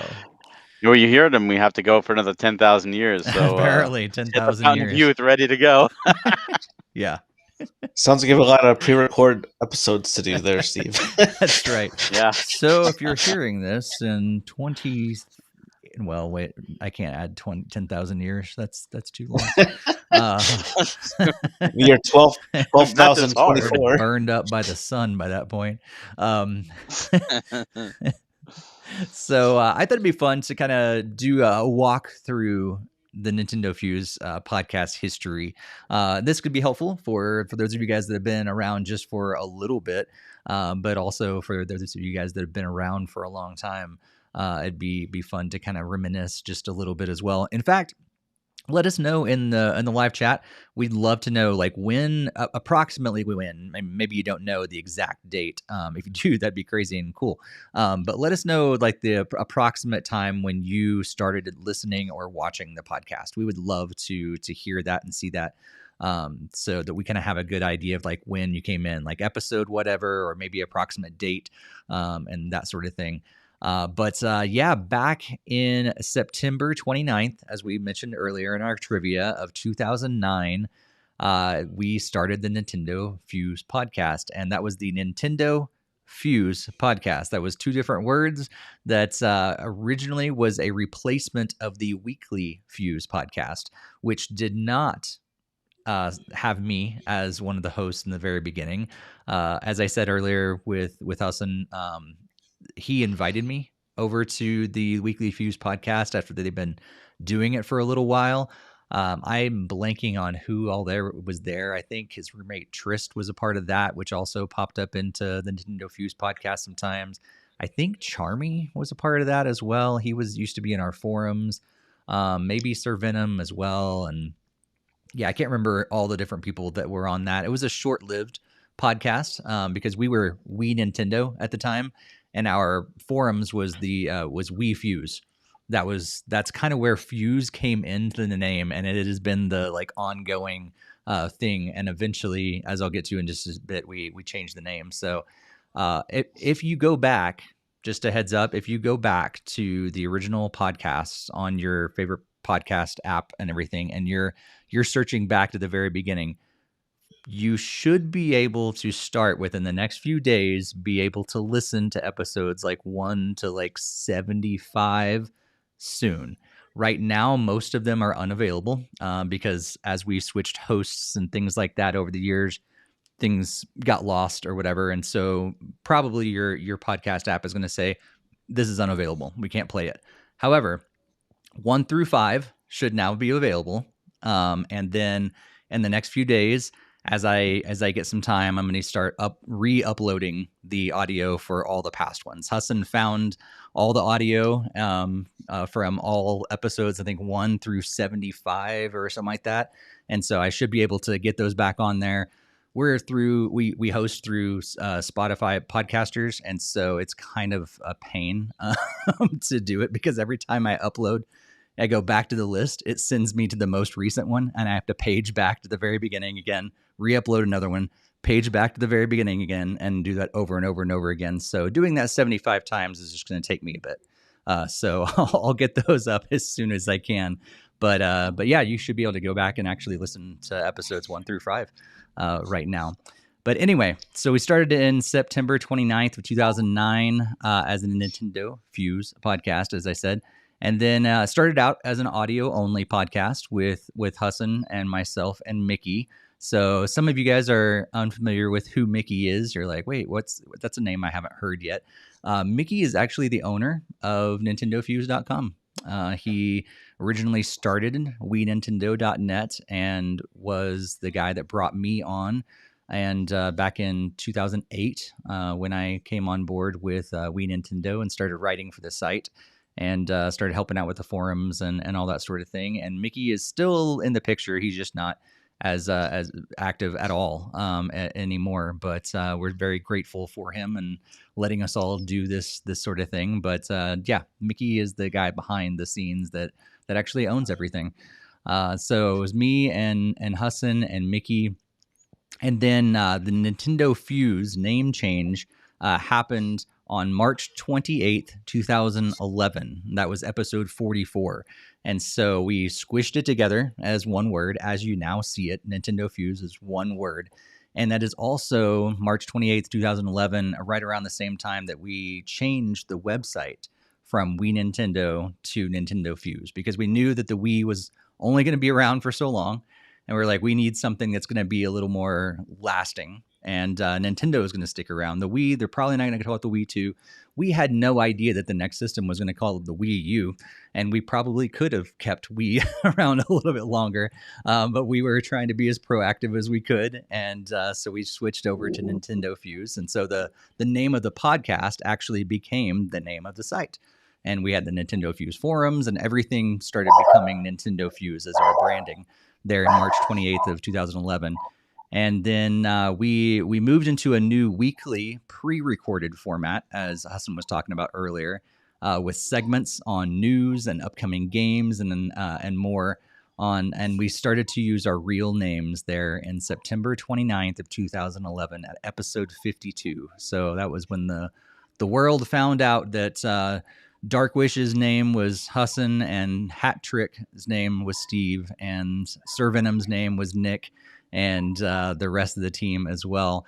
And then we shifted to, because we didn't want to give up lives, so we shifted to monthly live shows, and I was the host of the live shows because Hassan wasn't available. I actually forgot about this until I was going through all this and was like, oh my gosh, I forgot about that. Also, because of the nature of what we were doing, I don't think we actually recorded those. I think they were just live and that was it. I can't find them on our YouTube page or anything like that. I know they happened because we went live monthly, but I don't know. So if you're out there and you know where those live shows are during that segment, please let us know. Send them our way. I don't think they're on our actual audio feed, so they may be just kind of lost out there to the internet ether. And then we took a hiatus, except for a two-part episode for E3 in episode 77 after May 21st of 2012. So we almost made it a year with our new weekly format of pre-recorded stuff, and then that ended on May 21st of 2012 at episode 76. We do the two-part E3 episode, and then we came back to live recording on our third anniversary of October 2nd, 2012. Hassan returned as the host, and Greg joined us on episode 78. So that's when Greg joined us. Greg, you've been here for 12 of the 15 years. That's crazy. Remember back in the early days? Sure do. Yeah, I do remember. I think I found the NintendoFuse forums. I was just like looking for places to interact with other Nintendo fans and community, and that was right around the time that the Nintendo Ambassador games for the 3DS were finally dropped after like it was they were trying to say like, oh, we're going to be releasing these games, and then it was like I think a year or something after the fact, and then they finally started slowly trickling out or whatever. And then once the set was complete, then it was like Jeremy was hosting like a tournament on the NintendoFuse forums, and that's right around the time that I joined, and then I had fun participating in all of those. And then I think by after that was concluded and stuff, I unfortunately didn't win the overall thing, but I did have some good scores on a number of the games. But then in like November of 2011, I believe it was, then it was where I was formally asked to start writing for like the news articles and stuff like that. So yep, definitely lots of good memories all the way back then. Yeah. And then let's see. So get this right, June, for the June of 2013 episodes, me and Greg, we finally met each other in LA because we went to E3 together of E3 2013, and we recorded episodes 91 and 92 based on our experience there. Greg, you remember those days when we had such a bad internet connection and we thought 3D World was going to be on the 3DS? Yeah, I think it was just like the confusing name thing, and plus the like, Also 3D true. Land was also the 3D Land was obviously already established games. It was like, oh, it's like a sequel, so it should be on the same console, and then we had no idea because like it was so grainy because we had to turn down the video quality just to actually be able to try to watch it where it wasn't like frozen every other second. But yeah, that was. Yeah, and I do remember like watching like the Mega Man announcement, and I was like so hyped for that. And then when we got to the show floor, we got to see that sneak peek and first look, and got to see the Wii Fit Trainer reveal, and that was also pretty epic. Seeing like the crowd and everything, like everyone was so super excited for the next Smash Brothers announcement. Even then, it was like Wii Fit Trainer, and everyone's like, "What the heck is this?" Oh, that was an experience, yeah. And we had our hotel was not terribly far from there, but we had to walk like under the overpass in LA, which is just not that safe. And so I'm glad we could like watch each other's back as we walked back to our hotel every night. So it was fun to hang out, and it's hard to believe that was 11 years ago. I know, it's crazy. It was just a few months ago that we got to see each other again. Right. That's true. That's true. We get to hang out. I've seen Hassan recently, saw Greg recently. I feel like I've seen everybody. Yeah. I know, me Barry's too. just smirking there. He's also muted himself, so we can't even hear him. I don't think he doesn't realize why he's muted, but maybe it's just by design, so he can't talk back to us right now. But as he figures that out and eventually gives us a hard time for not seeing him in person, I'm going to move on because we actually, as Barry's figuring out his audio. Let's jump into the next video from someone, and this time it's going to be from Jared. Hey, NintendoFuse. I'm Jared Krinsky, and I've been a fan of you guys for quite a while. I think it's probably been about 6 years since I started watching you guys, and you've been probably one of the most amazing podcasts that I've ever listened to in all, like, the podcasts I've ever kind of looked into about video games, especially Nintendo. And just congrats, it's been 15 years. That's amazing. Going into what my favorite episode would be, it's kind of tough. Like, all of them kind of have their own personality with it. And I guess it really came down to like talking about a lot of the Zelda stuff coming out years ago. And then just Nintendo as a company as a whole, all those conversations that really, really reached out and stood out to me. Like I said, I think I've been listening and watching you guys for about 6 years. And I'm so fortunate to have been a writer and on the live stream with you guys a few times. I remember meeting Barry a while ago, and he was telling me about the podcast, and I kind of watched a few, and I was like, oh, this is great. And then you guys started doing some contests for tickets to, I believe it was Play NYC, and I actually was one of the people who won, and I got to really have that amazing experience to kind of see a bunch of the industry people. I got to meet Barry in person, and after that, I became really good friends with you guys, Steve, and the rest of the team. And I don't know, it was a very great like community. You've built a lot over the last few years, and it just continues to grow. So congratulations on 15 years, and let's do another 15. So yeah, thank you. Hey everyone, Phil One Up Collects here. I just wanted to give a big shout out to my friends NintendoFuse on 15 years. What an amazing accomplishment. So my favorite episode of the podcast was episode 269 that focused on the Mario Brothers movie. This was such a great episode, hearing everybody's thoughts and what they liked about the movie, what they didn't like. The success of this movie was a huge accomplishment for Nintendo. We hadn't seen anything animated or movie-wise for a Nintendo property since the 90s with the animated Super Mario Super Brothers show and the really campy and cheesy live-action movie that I've always personally had a fondness for.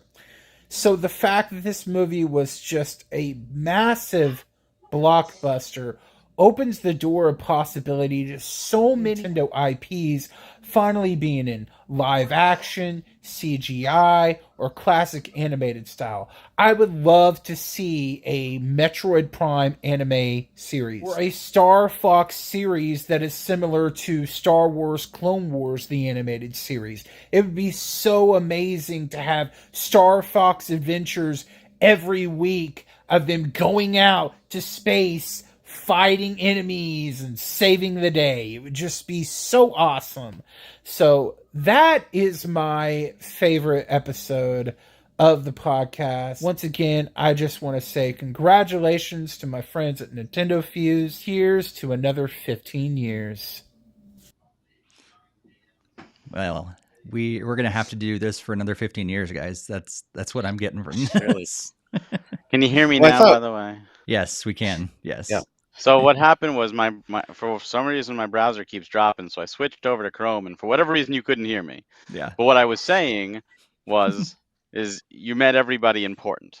That was the thing. That's okay. You're just giving yourself a hard time.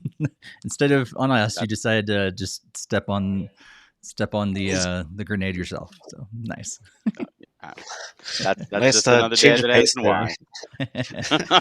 So yeah, so thankful for Jared and Philip just joining in, and those guys have been a part of what we've been doing here, and so cool to see them contribute and share their thoughts and everything as well. Both those guys have been like listening to the podcast and then jumps in for writing and did a couple videos here and there. They're both present in our Discord as well, and so cool to hear from them.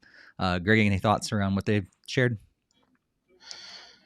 Yeah, that I do remember. That was a pretty good episode talking about the actual movie, because I think it was still like a slower news period, but it was still great to go over our thoughts about the movie and stuff. And I definitely am really excited for the sequel. So we'll have to get him a second favorite episode after a few months after that comes out. So Yeah, that's true.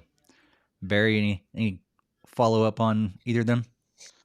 Yeah, no, Jared and Phil are two amazing people, and thank you so much for contributing that. And yeah, I'll never forget with Jared. I remember he won Play NYC, and I remember I was at, I think it was 2018. I want to say Play NYC 2018. I was talking with Fabraz, and my wife and I we were sitting there. We were talking with Fabraz, and someone walked up behind me.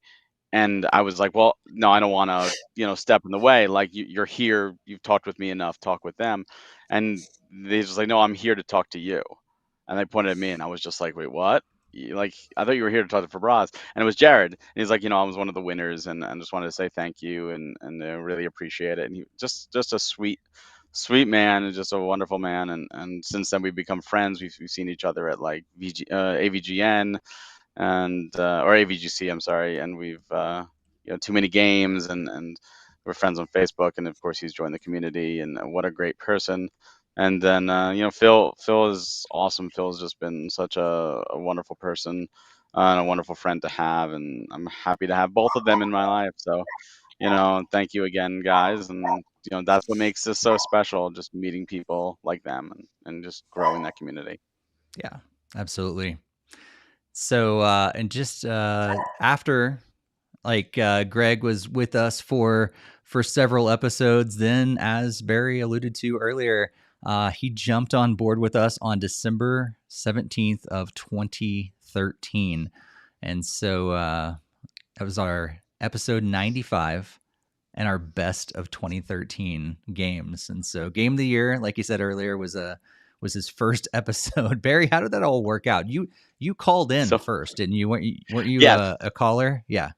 Yes. So what happened was I found the podcast with Hassan on Twitter, and my wife was over in England at the time, so I was alone and nothing really going on, and I was like, oh, let me listen. So I was listening because it was live, it was a talk show. And it was like, oh, cool, and it was an E3 episode, so it was in summer at this point. Because back then we didn't do shows weekly or bi-weekly. We did them basically when Hassan was like, I guess that's enough to talk about. Let's do another episode. And I called in. I think it was like '92. I called in, and we talked about E3, and it was really fun. And then I think I called in one or two more times since then. And I was talking to Hassan. I said that was really cool. I'd love to be a part of the group. He's like, well, it's not up to me, it's up to Mickey. But what I can get you on as a writer. So I first joined NintendoFuse.com as a writer, and I was given reviews, and I was given a DSi rhythm game and urban trial freestyle or something like that on the 3DS to review my first two reviews. And like a few months went by, because again it was like every month or so we did an episode. It was really sporadic. And then he was like, all right, like, let's join. But I didn't even join alone. I joined with an often forgotten member, Alex, who joined the exact same time as I Yep. did. And Alex lasted, I feel like he was only on for maybe like 5, 6, maybe 7 episodes. And then he just kind of like disappeared. Yep. Oh, there you go. Look Yep. at that. There he goes. That's our first episode, right? Oh, it's 100. That's the first one with us That's in video. episode 100. Yeah. So, yeah, we jumped out. Oh my Barry God. joined us in episode 95, and then over there in May 15th, 2014, we had our first video episode. And if you're watching the video version, we've got it playing right now. That is, all those episodes are archived on our YouTube channel. You can watch all those from 100 all the way up to episode 300. And We all look there. like babies. We do. Yeah. Look Yeah, how we do. young we look. Yeah. Oh my God, I'm trying to like Greg looks so young. I look so young. There's Yep. Alex for a second. For a second. Yep. Back when we used to Yeah, use it's like, Google Hangouts. Greg's comes walking back to Google Hangouts. there. Yeah, I don't know. I don't remember where I stepped away from, but yeah, that was like my old office, and even before I got like LASIK, and so I still had like glasses that I sometimes wore, just depended on if I was wearing contacts that day. So, And I remember always- when with the Google Hangouts, we all picked like the color. We all had different colors with the bar and everything. Like, Yep. I forgot about that with the little icons, the little me's. Oh my God, it was that's fun. And apparently I was talking a whole lot there. So you were talking a lot. Like switch. It's all all the Man, Steve why was I show. talking so much? We were talking some. Alex is on the phone there. He's on the no. So here's the deal. Like in Oh, the yeah, that's right. beginning, remember we were running TalkShoe and Google Yeah. Hangouts at the exact same time because there was no like Yep. in between.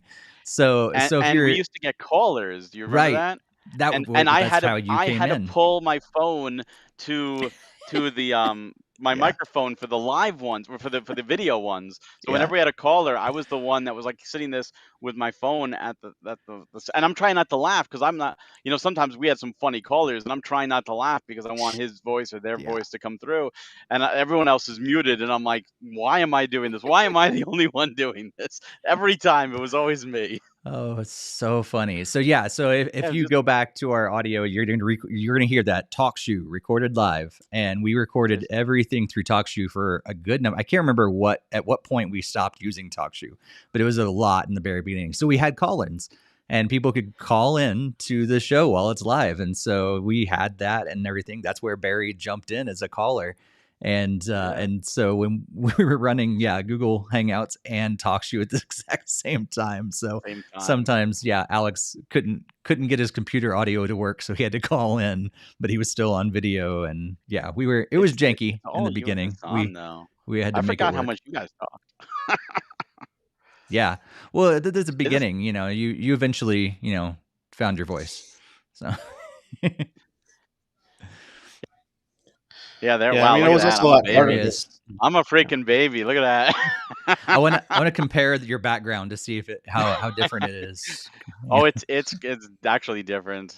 There's a lot of differences between them. But the bookshelf behind me is still here. So, Yeah, I see that. I was going to say those red books are still in the exact same spots. same Yep. spot. You know why? Because this bookshelf fits in this one little spot, and I believe those are my wife's or something. I don't even know what they are. They're a desk encyclopedia. No one uses them anymore. They're just kind of sitting there, so they're never touched. That's fun. I'm trying to find Where's Greg. Greg? There he is. There he is. There's Look at there- Greg. Oh my He'll be on god. screen for a second. Yeah, I feel like Greg, you're the baby of all of us, and although Look at your that, video is man. not that great, but you look so much younger.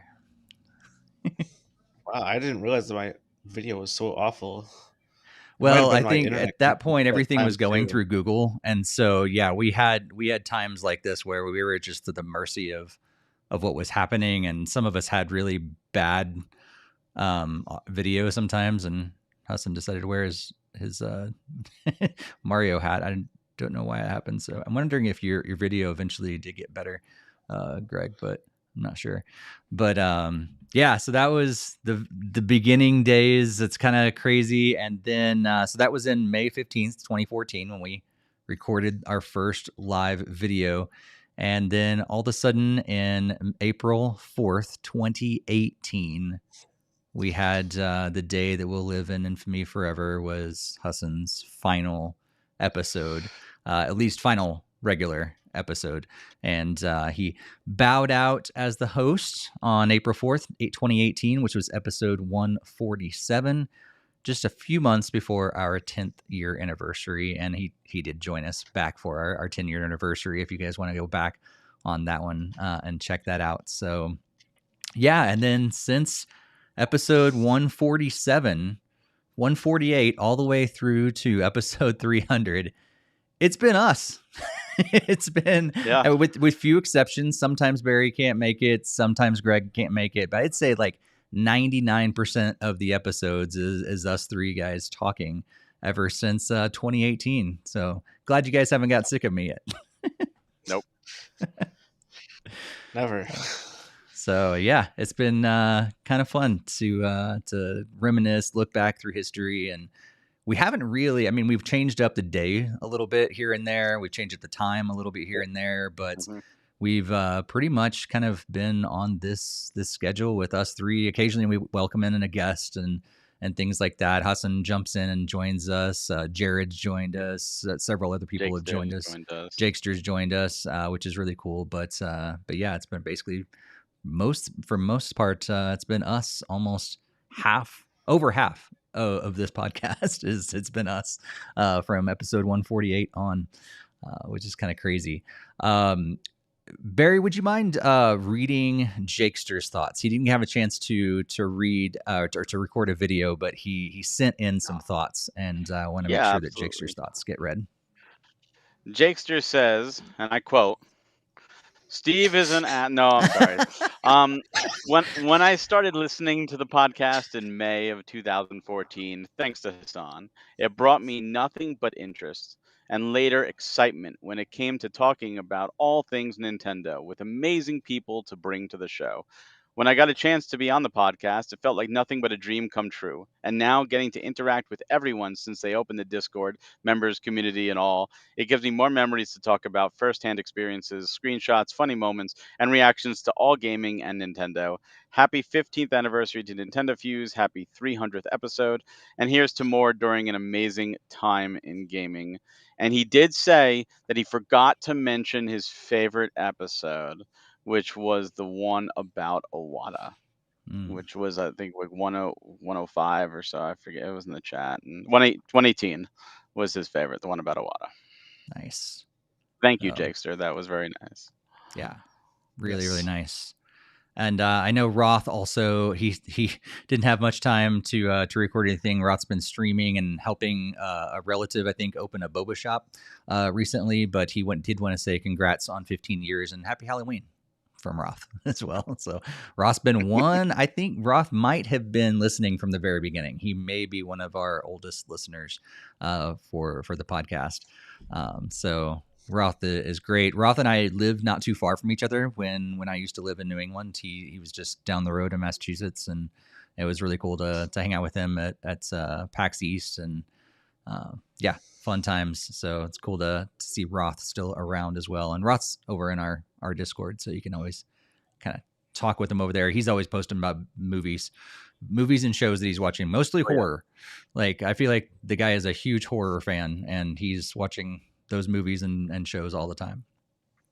So let's hear a little bit more from some of our community, and I'm gonna play a couple in a row. But first up is some guys from another podcast that wanted to come in and join us and say their congratulations as well. Hey everybody, it's the Classic Gaming Brothers, and for those who don't listen, I don't blame you. I'm Seth. And I'm Zach. And we are the Classic Gaming Brothers. That's right, we are the Classic Gaming Brothers. Congratulations to NintendoFuse on reaching 300 episodes. 300 is such a huge milestone that even us, the Classic Gaming Brothers, haven't reached it ourselves. Everyone should be proud that NintendoFuse has made it to 300 episodes. Now to Steve, Barry, Greg, and the rest of the NintendoFuse team, here's to 300 more episodes. Thanks for keeping us up to date with everything Nintendo and more. And remember, don't play games like my brother. And don't play games like my brother. I've been Seth. And I've been Zach. And we've been the Classic Gaming Brothers. That's right. Yeah, that's right. Hey, NintendoFuse crew, Seth here from All In and Carpool Gaming.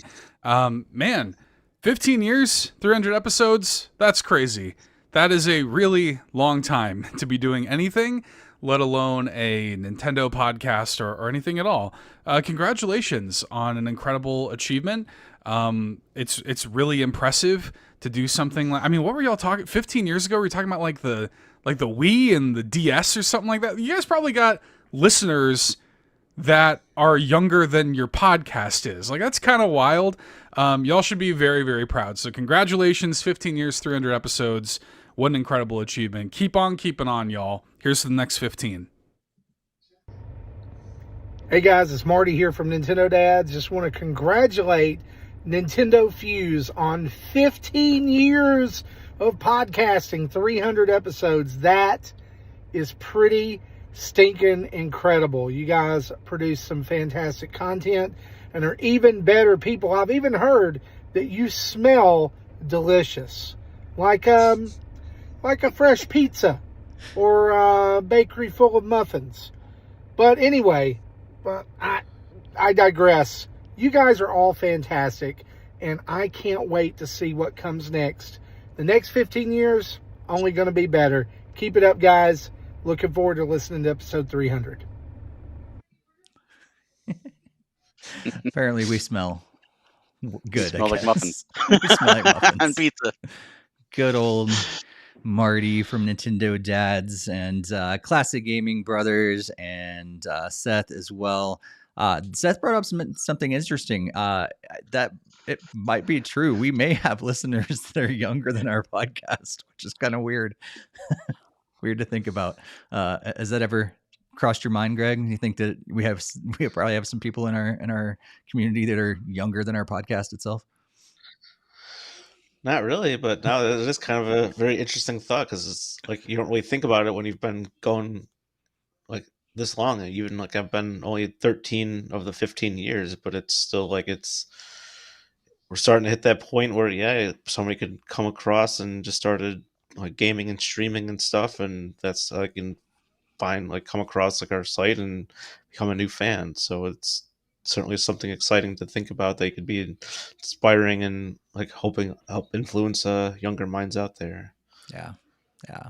And excited that Nintendo Dads just passed 500 episodes, I think, on their podcast as well. Classic Gaming Brothers going strong as well. So cool to have other podcasts in our world to kind of congratulate us too. So thankful for them, and make sure you check out both of their podcasts as well.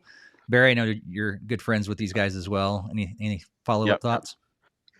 Yeah, Seth also does, like I said, the All In and Carpool Gaming and stuff.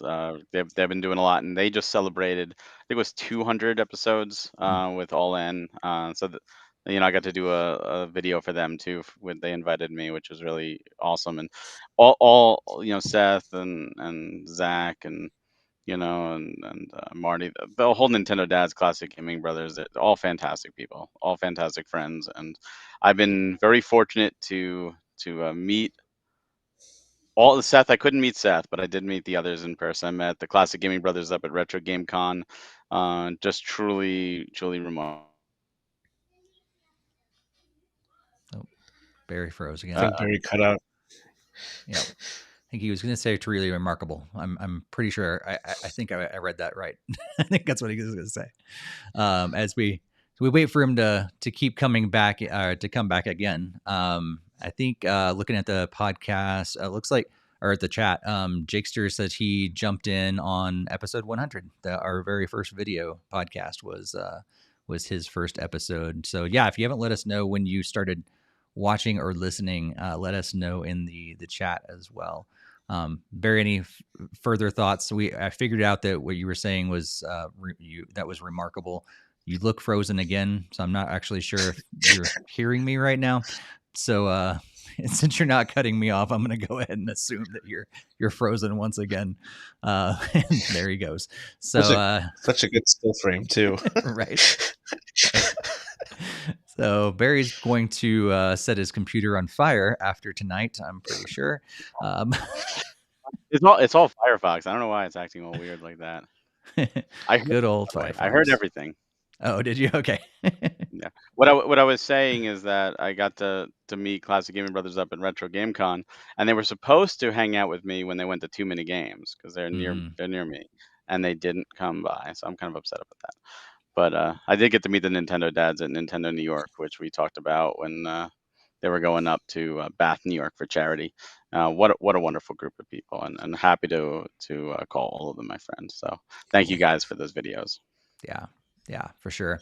We're gonna move into our last trivia question of the day of this episode and give you a chance to win one more time to win a $20 eShop card.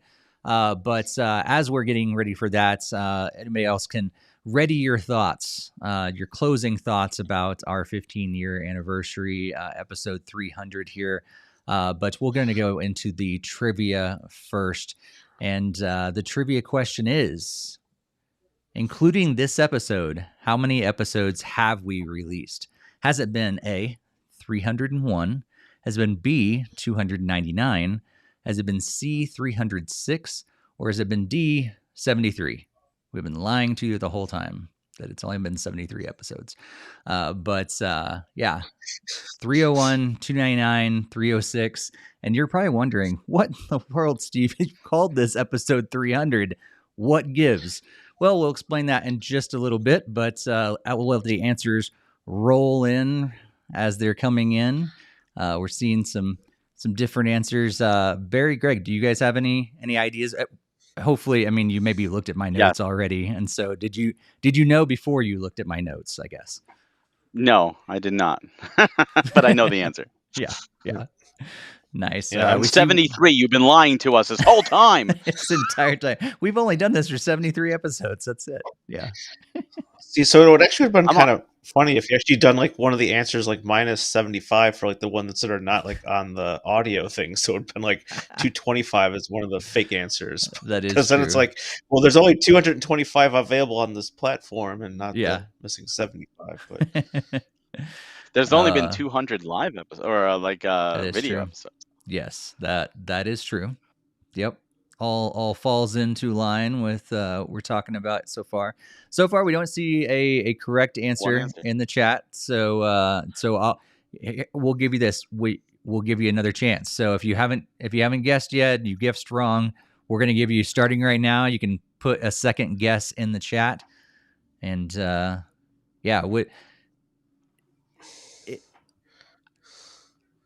hopefully, someone's gonna to finally get it right. We're eventually going to get this correct. And guess what? With the second answer, we did get a correct answer from Jakester. It is 306. 306. And you're probably wondering, well, again, 300 episodes. How in the world have you got to 306 on there? So episodes 6, 19, 30, 48, 51, and 77 all have 2 parts. So we did a lot of part A, part B for 6 episodes of the first 77. 6 of those have parts A and B. Some of those were like E3. We record like one day before E3 and then E3 after everything was announced. And so that sometimes that happened, or sometimes there was an interview piece of a podcast, and then the rest of it was Nintendo news that we talked about.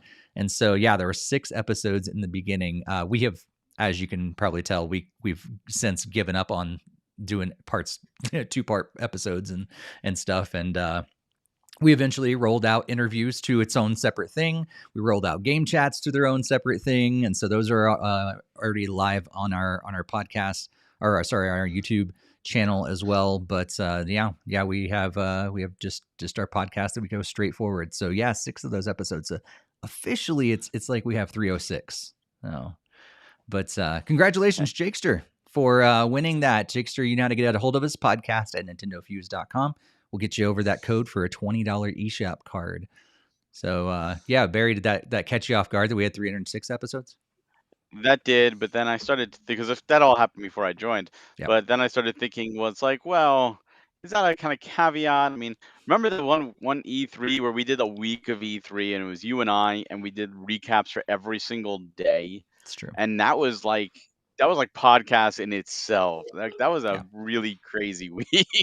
Yeah, if you With count so all much. the Now videos it's we dead. put on YouTube, man, we are probably close to 1,000 at this point, from all our game chats and industry talks and other things that we've been putting on our YouTube channel over the years. We've definitely increased our content over the time. But yeah, we don't have 2-parters anymore. But Greg, you were on a 2-parter. Yeah, our E3. Yeah, just barely, I think. But yeah, that last one's 77. Yep.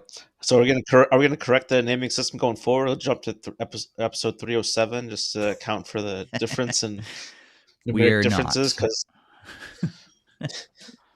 yeah, I feel like it could be a little crazy. And then all of a sudden they're like, what happened to 301 through 307? So yes, we're going to stick with the numbering convention that we have so far. But just know that, yeah, there was a few episodes in the beginning that were part 1 and part 2. The funny thing was, I was just talking to Hassan last night as we were recording that piece from earlier, and he's like, oh yeah, I'm like, it was so crazy that he was going on and on and on for like 2.5 hours, and it was like, it was the longest episode ever. And I was like, oh, Hassan, we've had 2.5 hour episodes several times since then. We like to talk to each other there now.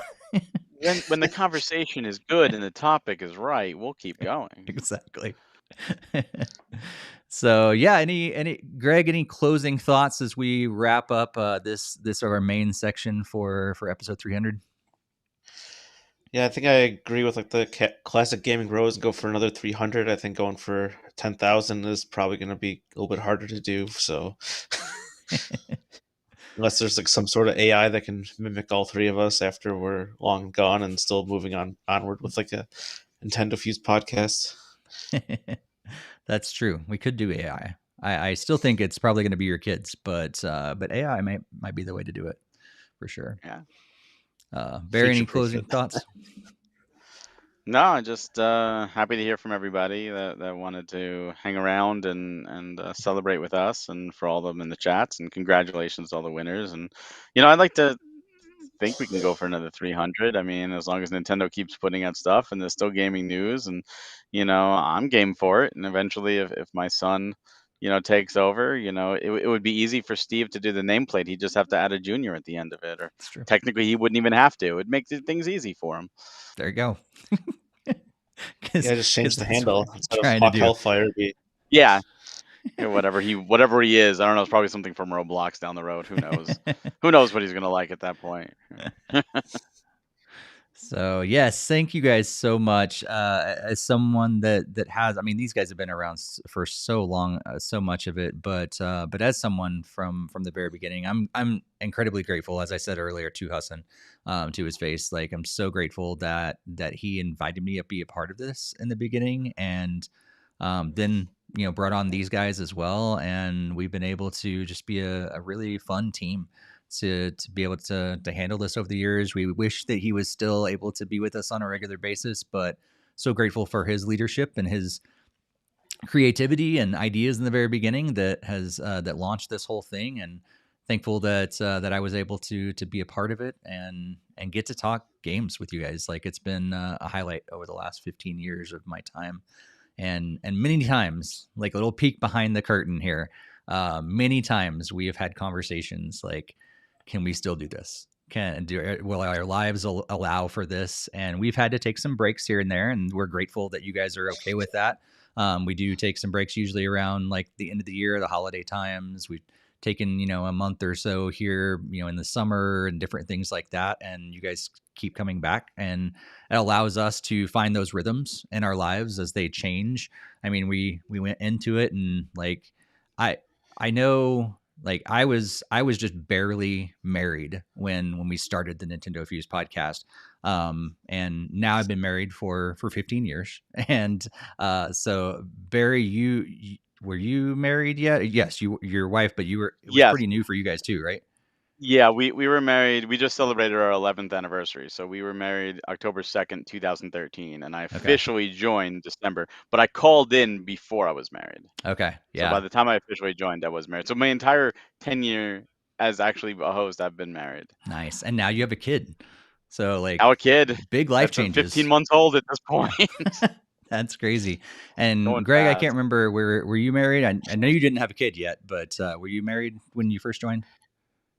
Yeah, when I first joined, I was married to my ex at the time, and then that was like 2011, I think, is when I officially joined, like to write. At least it was in 2011, and then I was like married for 2 years at that point, and then it was kind of interesting because then like over the more recently, it's like it kind of phased out, and then obviously I had my daughter in that time frame, and then now I have like remarried again, so it's like a continuation going forward as just life just changes on. Yeah. And I moved from New Hampshire across the country to Colorado. And so, yeah, lots of crazy things happen. If you do a podcast for 15 years, there's lots of crazy things that will happen in that span. And it's been cool to have you guys as our co-hosts, but also our community as we get to talk to each other. But we know, like we've said multiple times, you guys have been the collective other member of our podcast for years and years and years, for 15 years. Like whether it be the call-ins in the very beginning or whether it be in our live chat now. And honestly, we featured a lot of you guys in videos. We want to do that more. So if you guys ever have questions or want to be featured or just comments and things like that, feel free to send in videos or audio or whatever to our podcast email, podcast@nintendofuse.com. We'd love to feature you guys on a regular basis and not just at big milestones like this. But yeah, thank you guys so much for sticking with us for this long. And who knows if we get another 15 years in us or not. Probably not 10,000 years, but maybe another 15 years. We may all have walkers years, by that point. We'll be pushing 60. We'll be in our 50s at that point. We'll Like, be oh my the god, old men gaming podcast.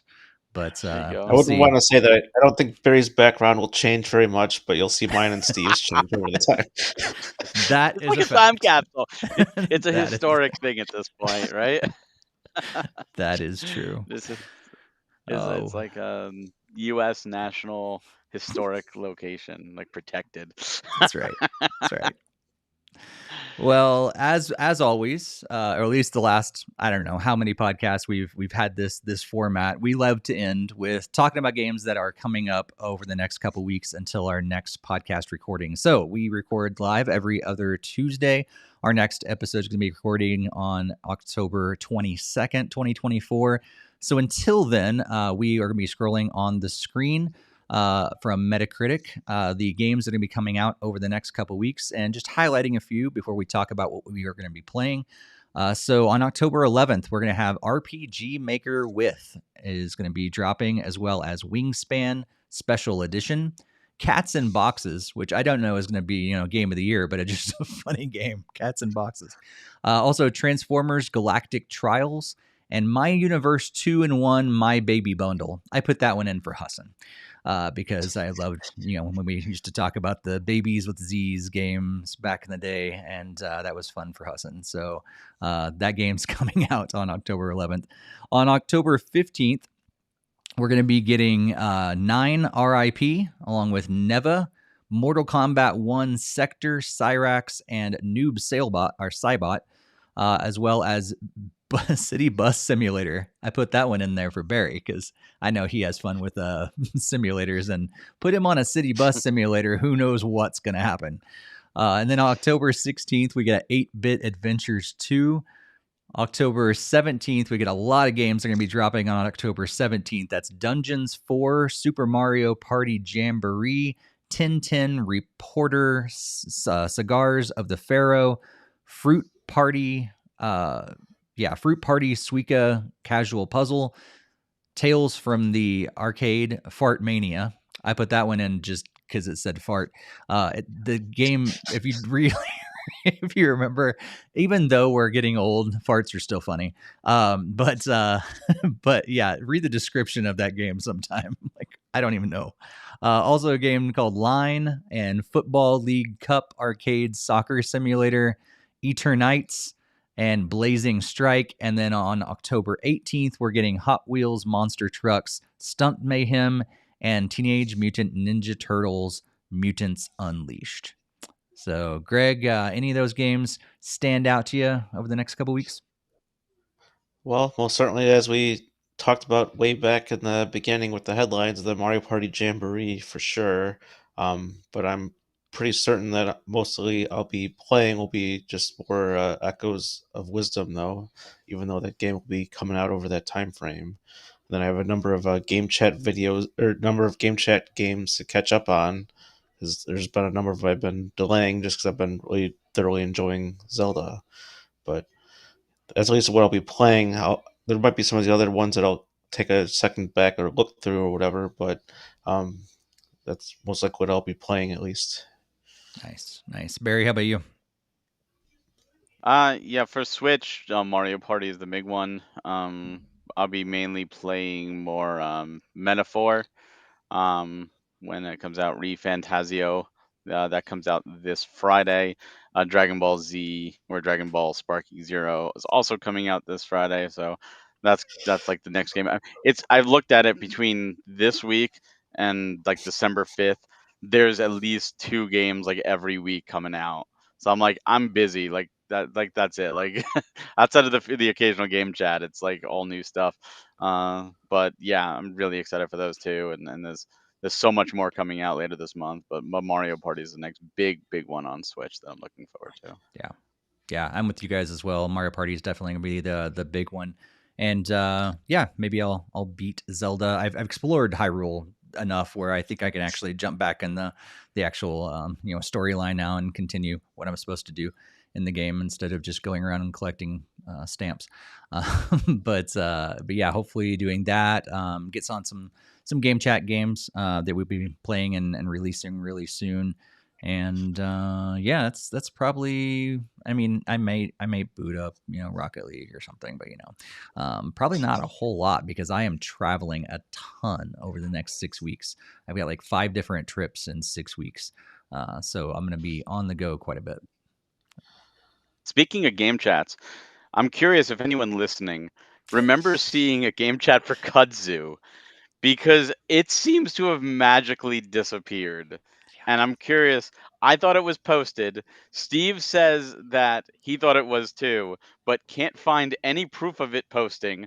Greg and I really remember recording and playing it. Steve is a little fuzzy on even the game, and we're really trying to figure out what the hell happened or if we've actually switched timelines. So if you watch our game chats, if you pay attention on social media and you remember seeing this, please let us know we're not crazy. Yes, it's the Game Boy game. I actually went to yeah. I went to Nintendo.com and checked to see if it was downloaded still. Like, did I switch and suddenly it's no longer downloaded and I just retained the memories of this game? It's a mystery. I want to know what's going on. So strange. Yeah. Barry asked me the other day. He was like, "Hey, I want to talk to the developers about it. Where's the link?" And I'm like, I don't see it anywhere. and I don't see the recording of our actual game chat anywhere on my computer. And in my editor, I edit it in Final Cut, and there's no proof of it ever being there at any point, like ever. And I can't find anything on my computer at all. And yet I think I remember us doing the game chat. I can't remember a whole lot about the game at this point, but I've also slept and things have happened since then. But I remember the game. And I think I remember us talking about it. I can't remember if I enjoyed it. I can't remember anything about it. But This is back in May. But it's back in May. And so, yes, if you guys do remember, and maybe, I don't know, like this is a Mandela effect kind of thing or what, or maybe, it just disappeared off my hard drive. I don't know. So we may have to re-record the whole thing. I'm going to have to play it again to remember what I thought about the game, because like I said, I forgot about it now. But yeah, help us out a little bit. It's called Kudzu. It's like a top-down kind of Zelda-like game, and it's like made for the Game Boy, but also ported over to Switch. It's like a modern Game Boy game. So, yeah, so strange that it's just disappeared. But other games that come out, like Monopoly, will be out soon. We're going to be releasing that one, and we've got some other ones. Sam and Max, we're going to be talking about those soon. Do you guys remember some of the other games that people can look forward to at all? You never posted Deliver Us to the Moon. Deliver Us to the Moon should be coming out really soon as well. Yep. I had to go and find some gameplay to match up with a lot of stuff that we were talking about, because Deliver Us to the Moon was an interesting experience. So yeah, I think Monopoly and Deliver Us to the Moon will both be coming out within the next week or so. Yep. They are uploaded and ready to go. So, wait, how is Monopoly uploaded? We haven't recorded it yet. We haven't done it yet? Is that right? No. Uno, we did Uno. Uno, right? That's what we did. Uno. So back at the very beginning of this episode, I mentioned that Barry and I have recorded Monopoly. I want to go back and correct that and say that we have not recorded a game chat about Monopoly yet, and that has not happened yet, but eventually we will. The whole time I'm thinking, I can't remember if Greg was there or not. The truth is that I wasn't there either, nor was Barry. That was just made up in my mind. None of us were there talking about Monopoly. Apparently, that might have happened with Kudzu as well. Who knows? Yeah, I was about to say, watch like you think you're posting Monopoly, but it's actually like renamed from like Kudzu, and then that's why you couldn't find it, because you named it Monopoly. So weird. No, yes, Uno. Uno just went up the other day. So Uno Ultimate Edition. Yes, I definitely had Uno on my mind when I was talking about Monopoly earlier. So yeah, it's time travel shenanigans. It was bound to happen at some point. And we went a full 2 hours, I think, without me mentioning anything about changing dates. And here we are at the very end of episode 300, and here I am, like, not only misremembering stuff about everything, we're just all over the place. Like I said, it's an unhinged episode. So Huston's back in the chat. You need to read the chat.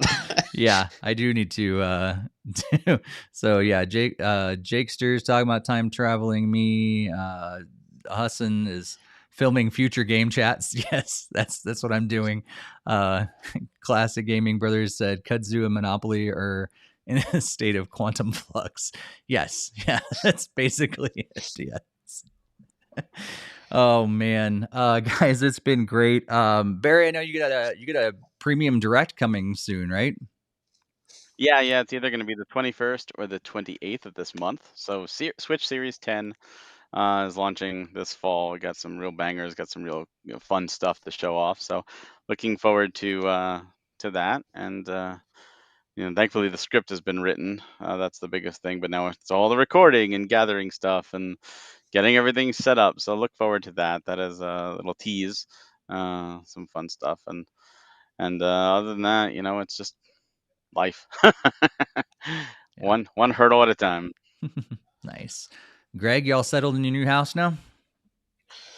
Yeah, for the most part, we've got some other projects that are up and coming. So we'll be looking to get some replacing the carpet upstairs with the actual hardwood floors. So that's kind of fun there. Like outside, we had some French drains put in, so then like the water is not like just seeping all over the foundation of the house. So like we got some that was just wrapped up. So yep, the house projects are ongoing, and pretty soon I'll be painting this office and putting together my Legend of Zelda set, so that it'll actually be on display above my head and not just the box of it with all the pieces still intact inside. Nice. Yeah, you have to do a house tour when you're done. It's true. Yep. Yeah, future videos. Barry's updated museum and Greg's beginnings of his museum. So, I was talking the other day, like if Nintendo eventually does release like more Zelda things, which they're probably going to, they release that Hyrule Castle and everything for Lego. It's going to happen, and then I'm just inevitable. I'm gonna have to take a small loan out, and I'm gonna be building Hyrule in my basement. That's what happened. And I'll do a tour of that eventually. But Will you? Oh, Steve, Jake's just said he found the review for Kudzu, but not the game chat. So you wrote a review. Oh. I gotta open this up. It's on NintendoFuse.com. It was May 13th. You wrote a review, but we also filmed a game chat. But you also did write a review, so you definitely played it because this exists on our webpage right now. If we re-record this thing, I'm just gonna like read my thoughts off my review. That's hilarious that I wrote a review for it. That's really you don't even funny. remember playing it. I don't remember it at all. Like I said, like it out of sight, out of mind for that. That's funny. I'm gonna search. There it is, right there. Yep, there's my review. Just I'm gonna get it on here on video, just so we have video proof that this review exists back in May 13th. That's really funny. Thanks, Jakester, for at least finding my written content. I don't know what happened to the video content, but I do have a written content, and it looks like I wasn't a huge fan of it. If I'm getting this correctly, it does have some flaws, but also there's some good stuff about it as well. So it seems like at first glance I had mixed opinions of this game. So that's really funny that we have a written review. Thanks, Jakester, bailing us out. So at least we found some of our content. So we will see if we actually re-record a game chat on this, but at least we have some coverage. You can send that over to the developers. Yeah, Steve doesn't remember your game, but apparently at the time in May, he had some mixed feelings. I think that would have been excellent if there was somehow a link to the game chat, just somehow like embedded in that. Amazing.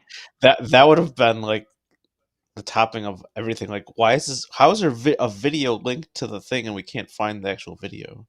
Yeah, it's not on our YouTube at all. It's gone altogether. But yeah, so there we go. Well, thanks again, Jakester, for at least finding some of our content that we forgot that existed. So yeah, like on top of not sure where the game chat went, I completely forgot that I wrote this thing. So I've spent some time with this game apparently.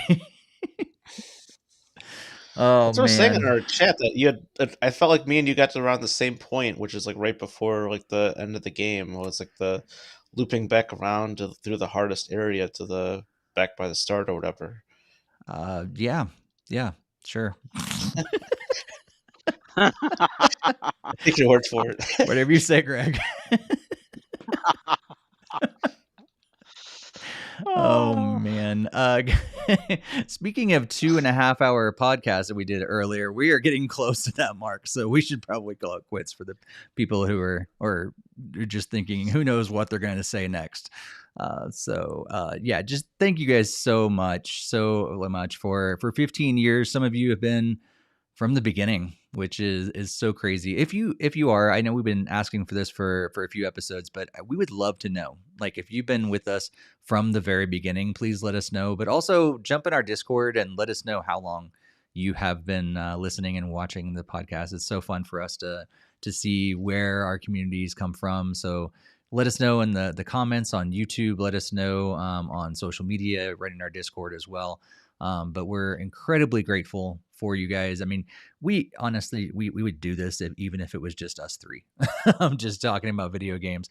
But it's so awesome that you guys actually want to tune in and listen to us three crazy guys just talk about video games and jump in the conversation. So that's not something that we take lightly at all. And so thank you guys so much for 15 years. And who knows what we got in store for us in the beginning. But here we are at episode 300. Technically 306, but 300 and 15 years. Thanks again, and we'll catch you in a couple of weeks for episode 301. Happy gaming, everybody. Have a good one. See you next time.